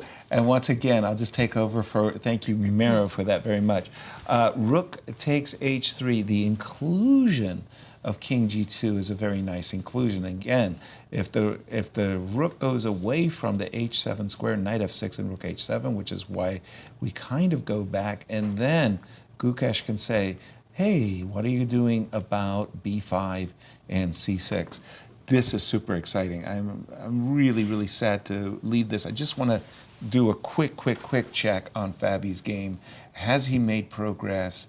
What's going on in that one? It's going to be fast. The progress is definitely on the clock. Prague's down to 20 seconds. And 20 seconds it is, 16 and counting. Rook b5 on the board. 12. I don't know if the position has changed much. 10 seconds. Oh, 7. And what is 5. What is he fearing? I'm seeing 2. Oh my goodness! He made Yeah. a move with 4 C3. seconds Yeah. on the clock. 4 And seconds C3 on the is clock. changing the positions. c3 changes the valuation drastically. Can I take on c4 and rook b3, or is there something even more? Not really. It's just that the bishop on b2 apparently is very bad. Instead, computer was suggesting g5 instead of c3. Right. And that would have been, The quite... current position, because I absolutely desperately want to get back to the other game. Yeah, After rook c7 back to Fabi having serious advantage, more than a pawn. But it's still going to continue, right? Fantastic. And let's jump Let's back get to back to Gukesh. Gukesh. It's impossible to leave this one. Yeah. Because we could be seeing a clear leader, and guess what he did? B7, wow. He It's is incredible. playing, his accuracy is through the roof. What is his, wow, rook b7, spectacular play by Gukesh. Just With just 30-second increment, finding the best moves time and time in a again. complicated endgame. Wow. And Now it seems pretty clear, right? yeah, He's gonna b5, play, c6. or he also has rook b6 if he needs to. And yeah, even though black took the h3 pawn, they have no threats. Sorry to say, but Alireza's clock is down also to 12 seconds, 10 and counting. And we could be seeing the making of a clear first. 4 seconds. King to g8. King to g8. Oh my, I'm not a big fan. I'm looking at b5. Let's go. Let's go. And say why not? Yeah, b5. Did you know about my hit song Push 'em Baby? Push him. What do you do with passed King pawns? F8 King was F8 played. on the King F8. on the board. C6. I'm looking at B6. I'm a little bit afraid that if I Okay. play C6, You're going to take it? yeah, I'm probably winning very comfortably after rook B6. C6, knight C6, You could rook start B6. with rook b6 if you want to push the c pawn, but if not, you can just push c6, b6, right? I want to push the C6 pawn. Then rook I B6? love rook B6. That's a great move. I'm sorry to say, I was kind of fixated on B6, moving my rook and going B7. That and looks winning. also, sometimes when you have several different ways of winning, you pick a third, and that's not good. King F8, the numerical value evaluation. +5 long time ago, and it Long doesn't time change. ago. Yeah, so Okay. it's all winning. Rook b6 is good, b6 is good, and even a move like knight to e3 is also good. Like, I assume knight to e3 is a preparation to go c6 and play this position with an extra piece, but immediately take the pawn on f5. Yeah. Gotcha. Okay. So, wow. Okay, so knight e3 is one. I love the move rook b6 followed by c6. I love the move b6. He played b6. And again, I'm sitting here in awe. This is a 17-year-old prodigy, obviously, who is just playing spectacular chess against the elite of the chess world, trying to become a challenger. But wouldn't you agree, Firouzja is doing incredible things, right? I mean, the position is lost, but how many tricks one has to bypass in order to beat Firouzja, right? Exactly. And how many times you could just play a relaxed move and blunder something? Exactly. Rook h6, again. So it's check and rook h6 again. Rook, Rook c7? Looking for his tricks. Looks like rook Okay. c7. It's an idea to do rook h2 check and go either rook h2? No, I can't do. So rook b2 straight. Because I don't have time for rook h2. Right. I would be tempted personally with king g2, King was there, rook rook g6, and king f1. So that when you go to rook h6, you're not going to go after my a pawn. You're going to have to go rook check. Very good point. Yeah, the little nuance finesse Little probably triangle with not. the king. Yeah, probably not even needed because these pawns are doing it by themselves. And Rook Rook to c7. c7. as Gukesh said, I don't need the subtlety. I've got this. Check. Rook h2 check. What else? King g3. And then you go king e3 Knight and- g3. and knight c2 checkmate. And Oh, That's what I'm saying. Like, imagine you a are... full disaster. Yeah. Full disaster. You're winning the candidates tournament pretty much, right? Or Right. leading the and then you relax Made for in one second and you lost. Made Not in even a one. draw, but lost. Chess is a cruel game. Wow, that Yeah, would be of course, like devastating. any other move with the king wins the game. Yeah. Right, right. But just to highlight how bad can it be. Right, rook h2 check. We're expecting. We've just had Is it on rook the board c7. yet? Well, Not really, unfortunately, but- there's no real choice. b7 and queen will be checkmate. Right. So Right. you Have kind to of give the check. get the rook behind. But okay, I'll avoid checkmate in one. By going king g3? Yes, and then the rook will, I don't know, take a pawn. b7. b7. The rook will go here, and I will Check. go here. Oh, clean. Yeah, and that pretty much is all she wrote. By the Yeah. way, Firouzja down to 22 seconds. And he played the check. Now, Gukesh just needs to not go king e3. and I think with the move king g3, we're going to see a handshake. I don't see, rook c7, and we Yes, do have king king G3 g3 on the board. I think that's it. I think we have a sole leader. Incredible. Amazing, Incredible. amazing. Throw out our pie chart. Gukesh Well, I can tell you more. 23.4%. He had a better probability than Nepo. Yeah. Now he has much better probability than And Nepo, there and it it is is. official. Gukesh wins. Wow. That's Today he was worse most of the game. And he held on, and he turned it around when he had the opportunity. Our congratulations. We'll move on to the game of Fabi Good quickly news because for Fabi fans. And looks Fabi to be is winning, yeah. Completely winning. wow, where did that turn around? When we left it, Very difficult to defend this position with no time on the clock. and we see now what's going on. Why Nazi is So this just so good? rook. What was Are the we last move? taking- 93. Yes. Are we falling for a trick? Are we playing bishop takes d4, allowing knight to d5? Rook b3 looks good. Rook b3. We're not even Praggnanandhaa. taking on d4. No. Just rook b3 at once. Wow. Okay. What else can I do? Knight to d5. Defending the pawn with my knight, hitting your rook. Maybe on a good day, king to g2. King I to can e2. just go rook somewhere. f6 is hanging, right? Yay, for me. Okay, rook f7. Okay, king to e2. Have so many in between moves. I know. It's winning, but it's not You know, completely it's a comfy. very, very confusing position again, very misleading because Let me in just our line, interrupt you to take a quick look at the leaderboard. For those of you joining us late, we have a clear first. Gukesh, after his win today, jumps into the clear first place with 8.5 points. Leapfrogging both Nepo, who has been a long-time leader of the event, Hikaru Nakamura, Johnny come lately to the leaders bracket, but Gukesh, wow, all Impressive. all success. That's just, words fail. Remarkable comeback. And if you look at the first half, when he lost the game to Alireza, he looked like he was completely broken. It was just like a devastating defeat. He came back, and he hasn't lost a game since. Quite on the contrary, he has been winning. And He said in won the today. interview, I just had one bad day. Yes. That was his mindset. Yeah, and that's just a fantastic mindset to have, to look past it and say, I had a bad day. We did see e5 takes d4, and I like that by Fabi. That clarifies the situation.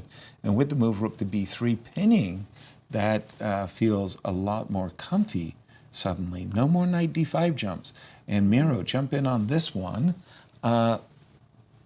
Numerically speaking, I see a checkmate. Bishop h4 to g5 mate. Oh, well, it was, computer was saying absolutely winning for black, but the lines are far from obvious. Really? And let's say now, instead of king f4, like say e5, how comfortable are you with black, like playing this on a short time?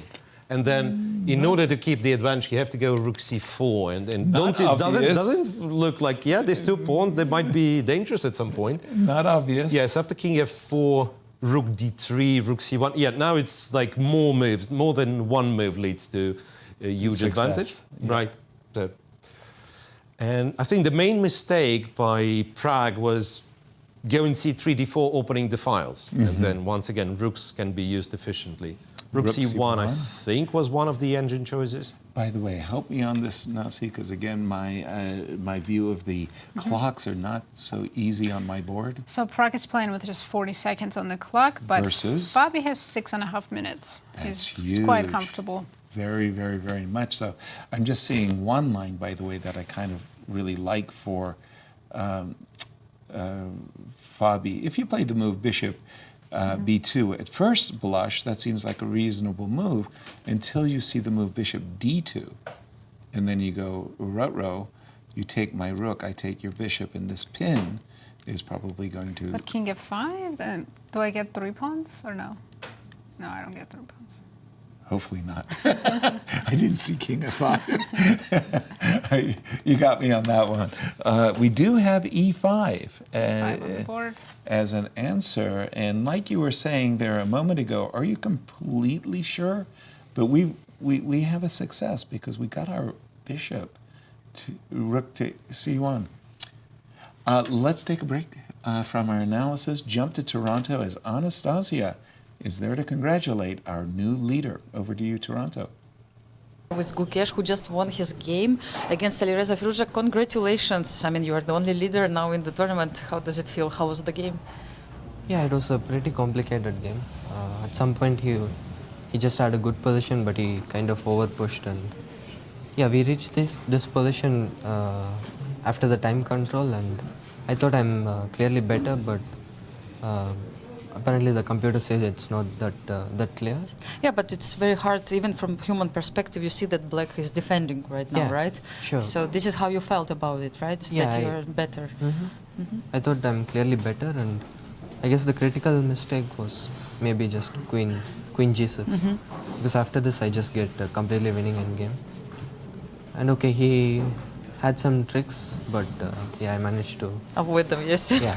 Wow. So you come to the last round as the sole leader. You're going to play against Hikaru Nakamura with black pieces. Have you played with Hikaru before? Yeah, I've played a few times, some rapid and blitz, some classical. Yes. But yeah, tomorrow will be a very interesting game for sure. How do you estimate your chances tomorrow? Like, what will be your strategy, if you can say a little bit about it? Like, My strategy will be to try and play a good game, to be in good spirits and to play a good game and hope for the best. and the last one, today when you were coming to the hall, people were shouting like, Gukesh, Gukesh. Did you hear that? The support of your fans? Is it Yeah. important for you? Yeah, I could hear that, and it's really nice that people cheer for chess and are here supporting all the players. So yeah, really glad to see that. Are you excited about the last round? Do you feel like this tension, this kind of pressure, or you feel joy of being able to play for the first place? There has been joy and excitement from the first round. It's the same right now. Yeah. It's basically the same as the first round for me. Wow. All the best of luck for you, Gukesh. We go back to the studio to the guys. Again, just simply outstanding. Our greatest congratulations to 17-year-old Gukesh for his remarkable success through 13 rounds. There's still a big round to go. He's not across the finish line yet, but you just have to say, well done, young man. We have a game in progress that still could be very, very impactful on the first place. Miro, takes. Bishop h4, I'm kind of...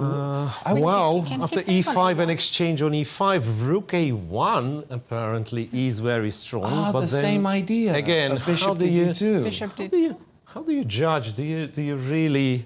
Are you really sure that this is winning, right? Let's say a position after g5, bishop takes, king f5, and like on a short Yes. short I would time, be- and then g6, e6, and I'd be confident because you have the perfect pieces. The perfect pieces are the rook and the bishop. These are long-range pieces. Yeah. We know that the bishop on a1 can fair enough. control But then these- if you don't look I here... don't look there. I You don't don't look look here. there. Ah, well, I just clicked it. Yeah. Would you believe that black has strictly only move here to No. win and anything else is a draw? No, I So that's wouldn't- what I'm saying. That's I what wouldn't I'm have saying. guessed that. It's so misleading looking at the engine. By the way, Fabi went for this variation. He captured a1, went bishop b2. So let's concentrate He's on the... got the winning plan in mind. And what you were saying was g5, bishop G5, takes a e3. check, king f5. It's I not would- like super sophisticated move, but apparently if you don't play rook b2 right here, right now, well, white has enough counter chances with e6, g6. So it's rook to b2, and then say... Yeah, I wanted to say, G6, strictly E6. speaking, I want my rook behind the pawn. So rook b2, e6, bishop Actually, what about rook a3? Because I want go to here. check, and bishop takes g5. That's such a funny move, yes, because you imitate, like you attack the h2 pawn, you go Right. to f2, and then in case of e6, you go rook b5. And Nazi suggests rook to a3, which makes a lot of sense, yes, Rook and then check. a check from f2. And you have to step in front of one of the pawns. Right, Or I king, could take the h pawn. say king g6, so Okay. not to lose this one, and then rook e2. But that's so That's tricky a little still. tricky. That's still so tricky. On e6, you have bishop c5, winning the pawn. I would have thought bishop c5 at once instead of rook e2. Bishop c5 at once, yeah, then rook takes. h3, and you run with your own pawn. That was the intent. And even then, like, I think you go a4, and I mean, I wouldn't be like 100% sure, even if like it's your to move. You go a3, white takes, goes h4. Are we sure it's winning? I mean, By it's the way, crazy. we have a situation where we just played bishop takes e3, king f5 on the board. This isn't the rook b5 check variation? No, is it? no, we have. He can play bishop c5. He went e6 instead of g5, so that's a little bit different. Okay, e6, bishop takes e3. King f5, and here we have, well, according to the machine, once again, we have a couple of winning moves, maybe more than a couple. Rook b5 is Check. something that King g6. looks, I guess my g pawn is stopped. oh well, yeah. But how do you stop the e pawn? Yeah, no, I'm not so I like convinced. bishop c5. I do too. I love the... Because now if you move the king, I have a check. Exactly, Yeah. exactly. It's more natural. Nazi. Right, Very, bishop very c5 natural. is good, yeah. Bishop c5 is Bishop good. c5. Somehow this rook on a1 ended up in a perfect square. Fabi finds bishop c5. I was about to suggest that even bishop d4 on your way to c5 might be a tickle. You might want to have the rook on a2. And once again, the pairings for tomorrow are going to be so fun. I mean, you do not want to miss this round 14. Hikaru Nakamura will be playing the tournament leader Gukesh, and Fabiano will be playing Nepo. Wow. And they may be tied. Fabi and Nepo may be tied. And everybody's... And Hikaru needs a win. Hikaru needs a win. And Nepo is also going to be playing for a win. So we do have bishop c5, 18 seconds. Let's go back to the current position. 13 seconds and counting now for Prague, as his clock is just, boy, those seconds are just melting 4 away. seconds. And Played rook c1. to c1. Rook to c1. Okay, so if I go bishop e7, do you want to play rook c7? I suppose I do. My first instinct is actually my bishop is actually pretty darn good here. So just king b6? Yeah, something like king b5, king b6, just defending the bishop, prepping what we wanted, which was rook f3 check and rook e3. What is Fabi's time after this rook c1 He move? has 3.5 minutes. 3.5 minutes against, I guess, 30. Just 33 seconds. So he made the move with 3 seconds on his clock. Oh my goodness. I'm glad I'm not in this trainer's game. I mean, I don't know about Peter's fiddler, but somebody had better check his heart pressure too. 3 seconds. Rook c1. Miro, jump in. We like king b5. Well, right you are. King b5, king b6. King b6? Yeah, king b6 is good, protecting the bishop. I think At the bishop same time? e7 might have been a serious mistake instead. mistake? Yeah, allowing rook c7 would immediately increase white's chances of survival. So So rook if c7 and If rook b7, it's a draw? rook b7, it's yes, takes g5. But a pawn. Yeah, running. but how do you a pawn and g G6? pawn and running, promoting at the same time, right? Wow. So that's That would have been an easy fault to make. King b6, g5. g5. Let's go. Okay. We are Oh, seeing... that's on the board. Yeah. I think it's time for a check. Rook F3. f3 check in order to come back. Maybe king e4 and king d5. I mean, it's not over till it's over, right? Rook f3 check. Let me just see this. King e4. I was, well, for just to get behind the pawns a little bit. Rook f2. So rook c5 doesn't work yet. Yet, but it's on your agenda. I know it. Now that you've revealed it. g6 maybe? Okay, Fabi played bishop e7. He did not play Check. check. He just bishop e. So g5, bishop e7 on the board. Big threat. We have Rook king- b5 check and rook takes g5. King Sorry. g6 on the board. King g6 But on he the can just board. play rook b5, right? And pick up the g5 pawn. No, that's a terrible move. King g6, rook b5. That should do it. That's a very simple move. Oh no. I mean, I thought Prague was really making life incredibly difficult for Fabi, but this move, rook g5, Rook oh. b5, yeah. That just that rook b5 ends Is the it game. no, it's not played yet. But it's going to end the game. Right. It's almost 100% that he's going to see that because the So you don't geometry. want to allow king f7. and all Exactly. that. But unfortunately, maybe rook e3 is also winning. Unfortunately. Why unfortunately? I mean, it's good if it's Well, winning. for Prague, there could be two winning moves. Rook e3 might be another one. Is rook e3 also winning? Well, it is, Miro? and I guess in case of king f, yeah, it is. Yeah, like king f7, some strange moves computer starts to Tricky. suggest, but yeah, looks like it is winning. Even though rook b5 is, of course, the most convincing. You just Convincing. eliminate the g5 pawn pretty much the very Absolutely. next move. Absolutely. Fabi knows he's winning, so he is using whatever time he has left to make sure his last moves are accurate. Wow, wow.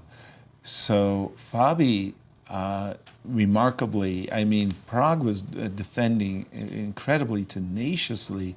Looked for a while like this game might be heading for a draw, and there goes Fabi's challenger candidate. See, but no, he pulls out a win, only to find himself in a must-win situation again. Right. Wow. Wow. Okay, we're just going to wait on this result. Ooh, he played a4. And a4. Not Still convincing. winning, right? Well, looks Oh like my still gosh. winning, but we need to confirm. Yeah, Whoa, need whoa, a whoa, confirmation whoa. from the machine. That wasn't the most convincing. A4. I think he calculated all the way till the end that his a pawn is just as fast, and at some point he can sack the bishop and promote, because there's a3, a2, rook b1 coming. Whoa, whoa, whoa. I would have taken that G pawn off the board so fast with rook b5. I mean, my hand speed would have been remarkable. A4. Miro, please tell me that It is winning. It is winning. I'm just not 25 sure. Say, seconds. white goes rook c8, and what do we do? Rook to c8. Rook to c8 and say a3. We might be getting rook b8 check. And I'm not happy about that.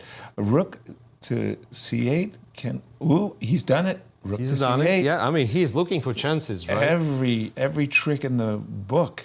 Is a3 not winning? a3. Let's check it, right? Because it looks like we are behaving King clever. A7. Check. King a7. Rook takes b3. a2. Yep.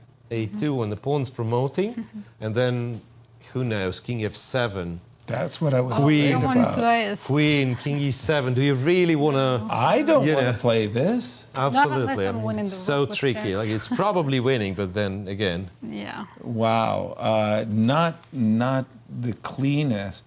After rook to c8, can I go back? Fabi played rook e3. rook Yeah. e3. Yeah, Yeah, I like that move.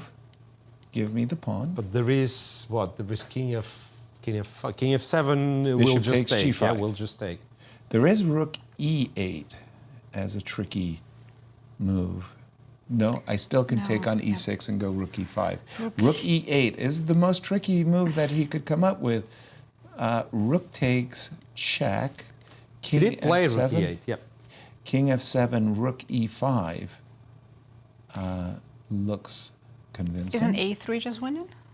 This time I keep my rook on Yeah, board. a3. Exactly. He's a3. done it. Fabi has played a3. Rook e7, Okay. a2. Hey, rook e7, The a2. pawn promotes. Yeah. Keep my rook.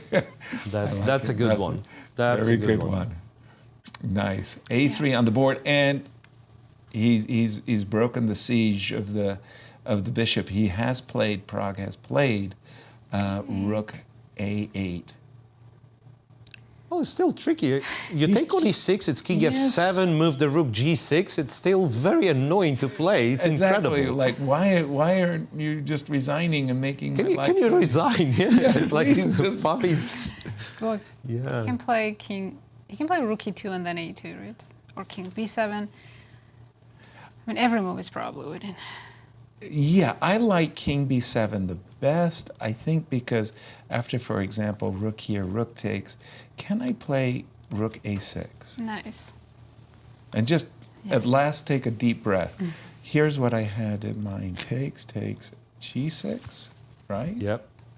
Bishop F6. I've been doing a lot of Yeah. Studies? chess puzzles, right? Chess puzzles, yes. Bishop And it F6. is winning. Yeah. And that is the simplest. So Fabi- King B7 on the board. Fabi, I think, has spotted the same idea. Pattern. Yes. And there is no way White has more tricks, right? There's absolutely no way White has more tricks. You can't get Yeah. trickier than that. Kudos to Prague as well. Like Alireza, he went down fighting. He found so many tricky defensive moves. Exactly. Wow. But Fabi winning on demand, he had to win today and he has to win tomorrow. By the way, there's our famous Kevin Duggan. I don't know about the other two guys, but the cameraman there. And all of those beautiful pictures that we're getting, all of those interviews with Anastasia, kudos to Kevin. I think we're about to see rook e6 and rook a6. We do have rook a5 on the board, but we do expect that after rook takes e6 check, followed by King rook. moves rook a6. Yes, that is it. Wow. Wow, what a round it's been. And again, for those who are joining us late, you've really, really missed some exciting, dramatic chess, and most especially the victory There's a of point Gukesh. where we thought it would be all 4 draws. Yes, exactly. King f7. Let's see. See? Is rook a6 going to be the final move? I think Imagine bishop he didn't- f6. Bishop would be- f6. Bishop f6 would be. I think would be bishop f6 nice. will be the Yeah. final move. Rook a6, here we go. I mean, I would definitely play g6. I would not resign. And wait for having- bishop f6. And wait for bishop f6. We're about to see that. Here it King comes. takes. G6 and the star move, bishop f6. Ah, you know what? Regrettably, we don't need it. It's 'Cause- A2, G7, Queen A1, G8, and then you go trade the queens. And go trade the queen. Yeah, as much as it's a flashy move to play. Right. We'll see Yeah. what Fabi chooses after G6. G6. So all I'm saying is this must be, well, A2. played- arguably no flash. easier win. Yeah, No easier flash. No flash. He's just gone for the queen trade. He's just gone for the queen trade. And I think we're about to see resignation at this exact moment. Wow. I mean, Fabi had that fortress to break, and he did everything he could. And I think the key moment was when he put Prague in under time pressure. Yes. That was the Yeah. key. And our congratulations to Fabi. Wow. Yeah. Wow. Amazing win. And we've got all kinds of what ifs suddenly in front of us as we have arguably the most dramatic round of any candidates ever. And that's not hyperbole. 2013 was remarkable in the fact that we had 2 players who could be challenger. Here, I think it's legit to say we have 4 players who have every right to Crazy. say, I've got a absolutely crazy. really, really good chance of winning this game. You mentioned the time factor as being that Fabi could keep the pressure on Prague, and eventually there was a certain weakening. Also, the game of Gukesh, I felt that Alireza's clock, a little mismanagement, Miro? well, it wasn't only the clock management. I think with Alireza, it was not clear what he was playing for. Right. Because remember, at first place, it was some close to a draw position where he got ambitious, and perhaps rightly so, and Right. then got over-ambitious. So it's all started with him pushing G5 Right. in a position which was kind of favorable for black. And then he did not perhaps identify this pivotal point where, well, perhaps your opponent is better, but you have to be precise to hold. Right. And then in a couple of moves, it was gone. Right. And let's take a look at our final standings after 13 incredibly eventful rounds. Nasi, the honors are all yours. This is the first time that Gukesh has taken lead in the tournament, right before the last round, he's leading with 8.5 points, and then 3 players are right behind him: Fabiano Caruana, Nepomniachtchi, and Hikaru Nakamura. It may be the first time that Gukesh takes the lead, but it's the right time to take the lead. And in the ladies, after 13 rounds, we have 10. Yes, I think we have Zhongyi already leading with full point going into the last round. And Lei Tingjie, unfortunately today she lost, so she doesn't have a, well, crazier things have happened, right? We could see that, but 10 just needs a draw tomorrow to secure a first place. I tell you, Vaishali has been a real wrecker in this tournament because she's had a lot of losses, but her victories have really... She had 4 wins. Yeah, upset the apple cart there. Again, just to show you, our 4 leaders all face off.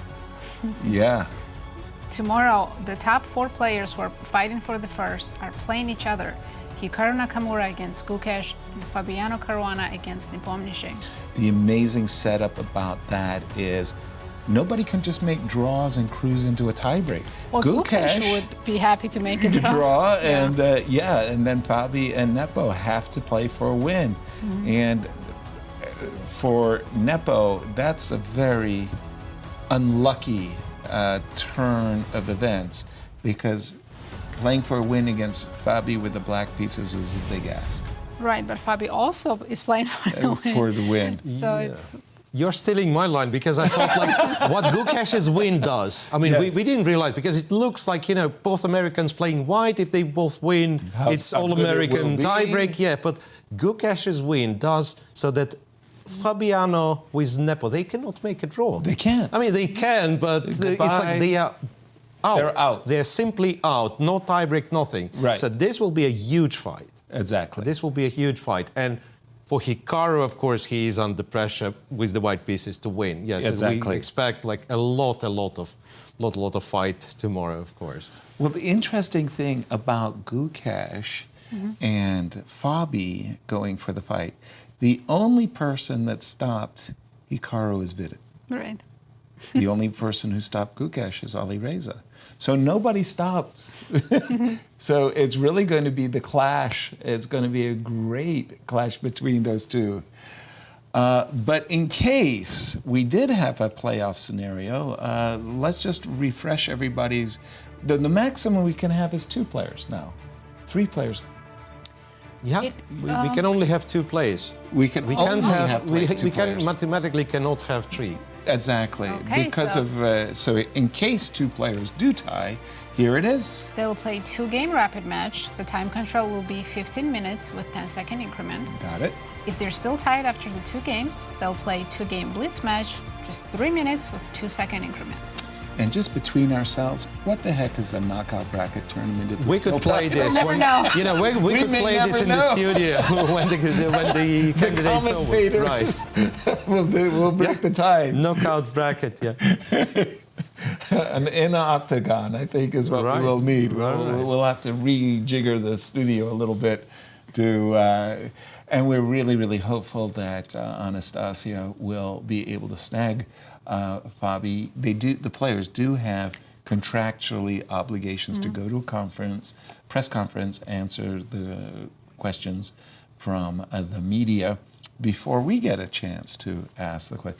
What would you ask Fabi at this moment if you were in Anastasia? I'm honestly glad I'm not in Anastasia's shoes because he has such an important day tomorrow. I don't want to ask him difficult questions. Right. Yeah. Well, what's your prep like? What are you going to do tomorrow? Yeah. What opening you're going to play? Will you play E4 or D4 tomorrow? Yes. Right. Yeah. Correct. Yeah. I mean, why not to ask such questions? Yes, I will. And just to remind everybody, the Grand Chess Tour itself, it's coming up, and it'll be starting next month. Right, and on May 8th, we'll have first stop in Warsaw, Poland. They will play Rapid and Blitz. And of course, that tournament will feature all of our top players and Magnus Carlsen that go on, please. Oh, right, there's so the 2 events that he's going to play. He's playing 2 Rapid and Blitz events in Poland and Croatia. Got it. And welcome back, Maggie. as he returns to our tour. But So if you he's could the do the wild whole card. fight, yes, he'll be a wild card. If you could show us that graphic once, the previous one of all 5 tournaments. There you go. We've got the classics. We got Classics and Rapid and Blitz, and it will end in August in St. Louis after a Simple Cup. Wow. Okay. Very, very nice.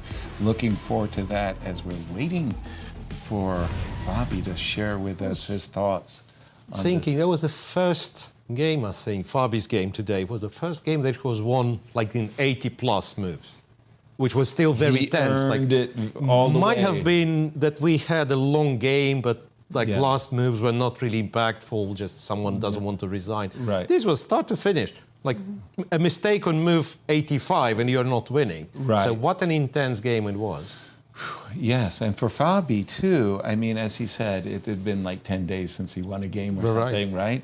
Now, since he there's really- such a tense situation on the top, I bet all the players would prefer to have a rest day tomorrow before going into the last round. I know. And again, so much at stake for all 4 players. And what do you do on the team as well? I mean, how do you give your guy the confidence that they need going into this all-important Well, game? in this round, it's not even just about the confidence, because some of the players, because Gukesh won, they have to play for a win. Right. Hikaru has to win, Fabi has to win, Nepo has to win. Right. So it's all about the opening strategy right now. You don't have the confidence, you still have to play. I'm sorry.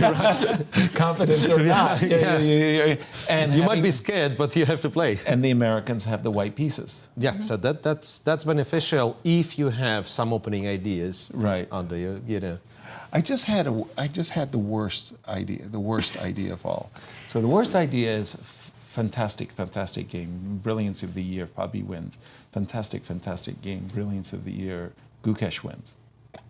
Fabi's just a half a point short of being the challenge. I thought you were going to say Hikaru wins, and then we have All-American playoff. All-American playoff and a tie breaks worth watching. Yes, but that works too. That would be the dream versus kind of a nightmarish situation.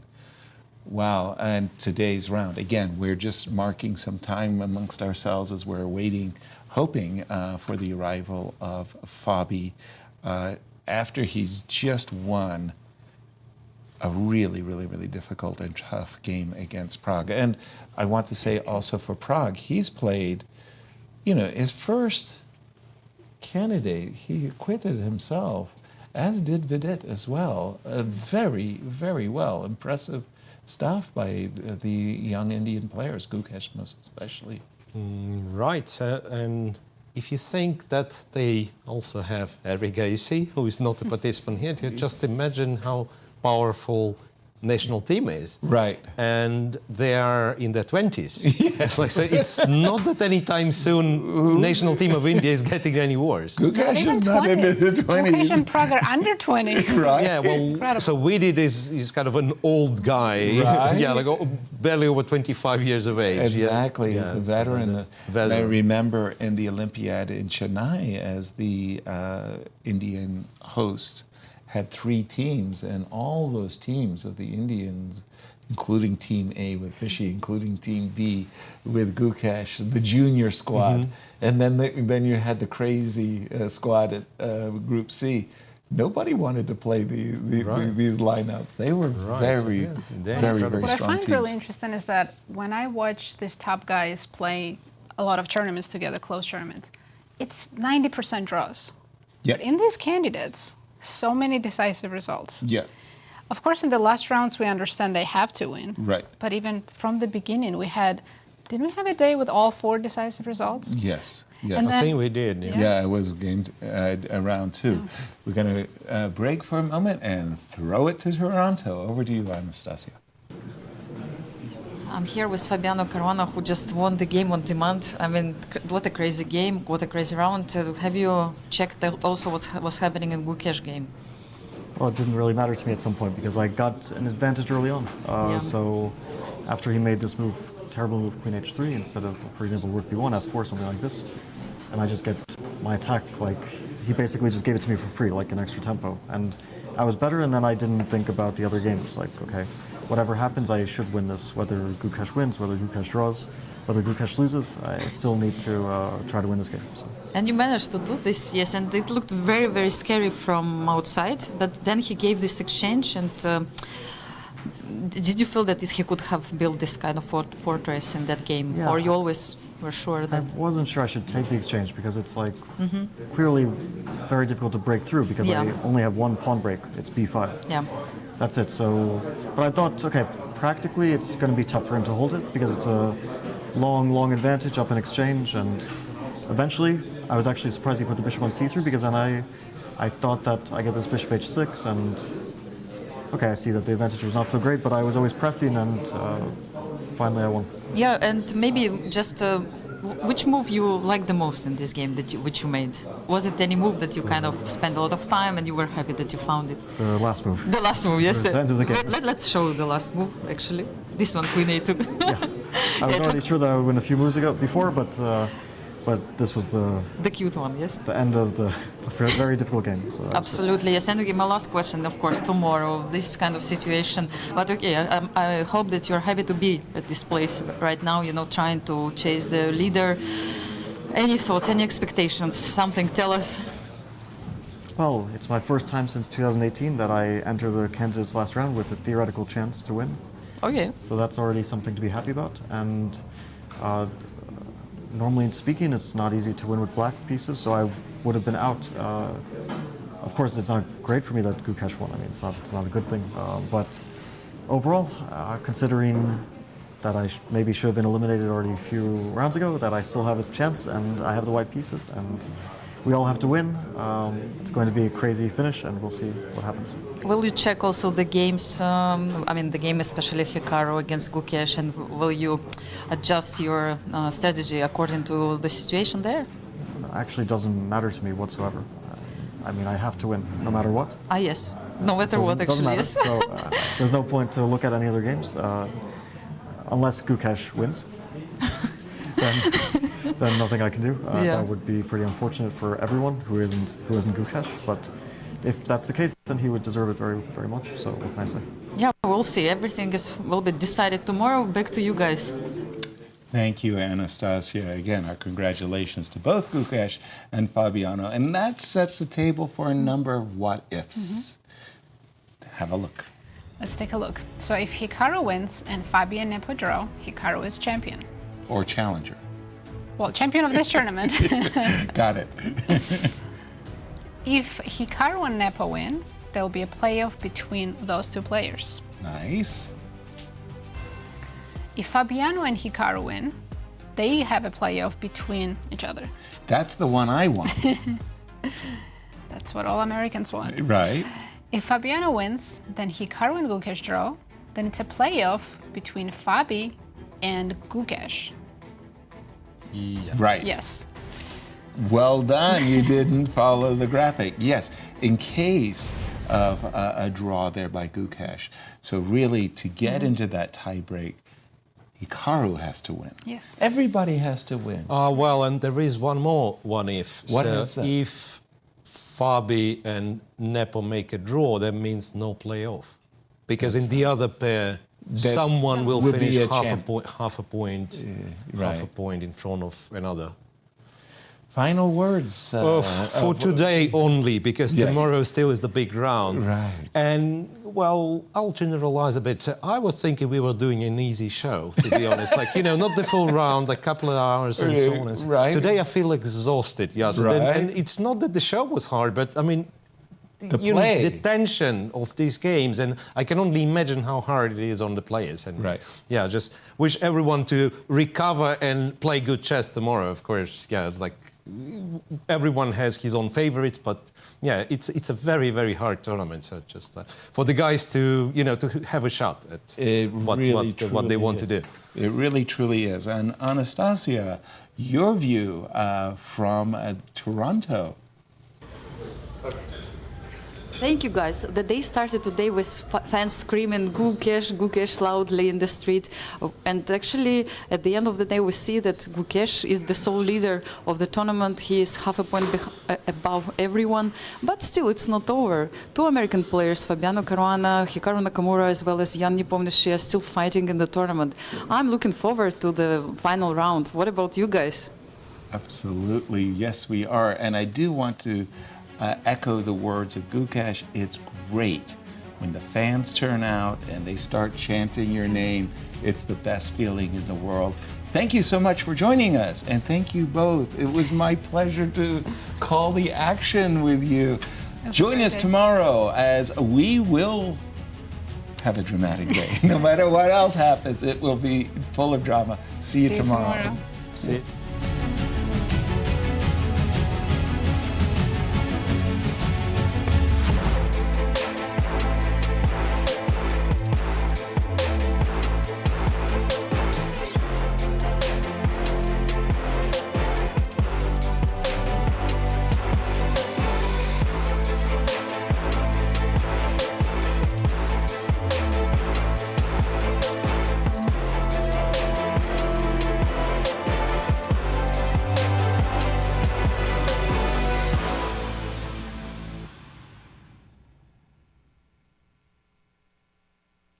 This has been a presentation of the St. Louis Chess Club. Any reproduction or distribution of this content without the express written consent of the St. Louis Chess Club is prohibited.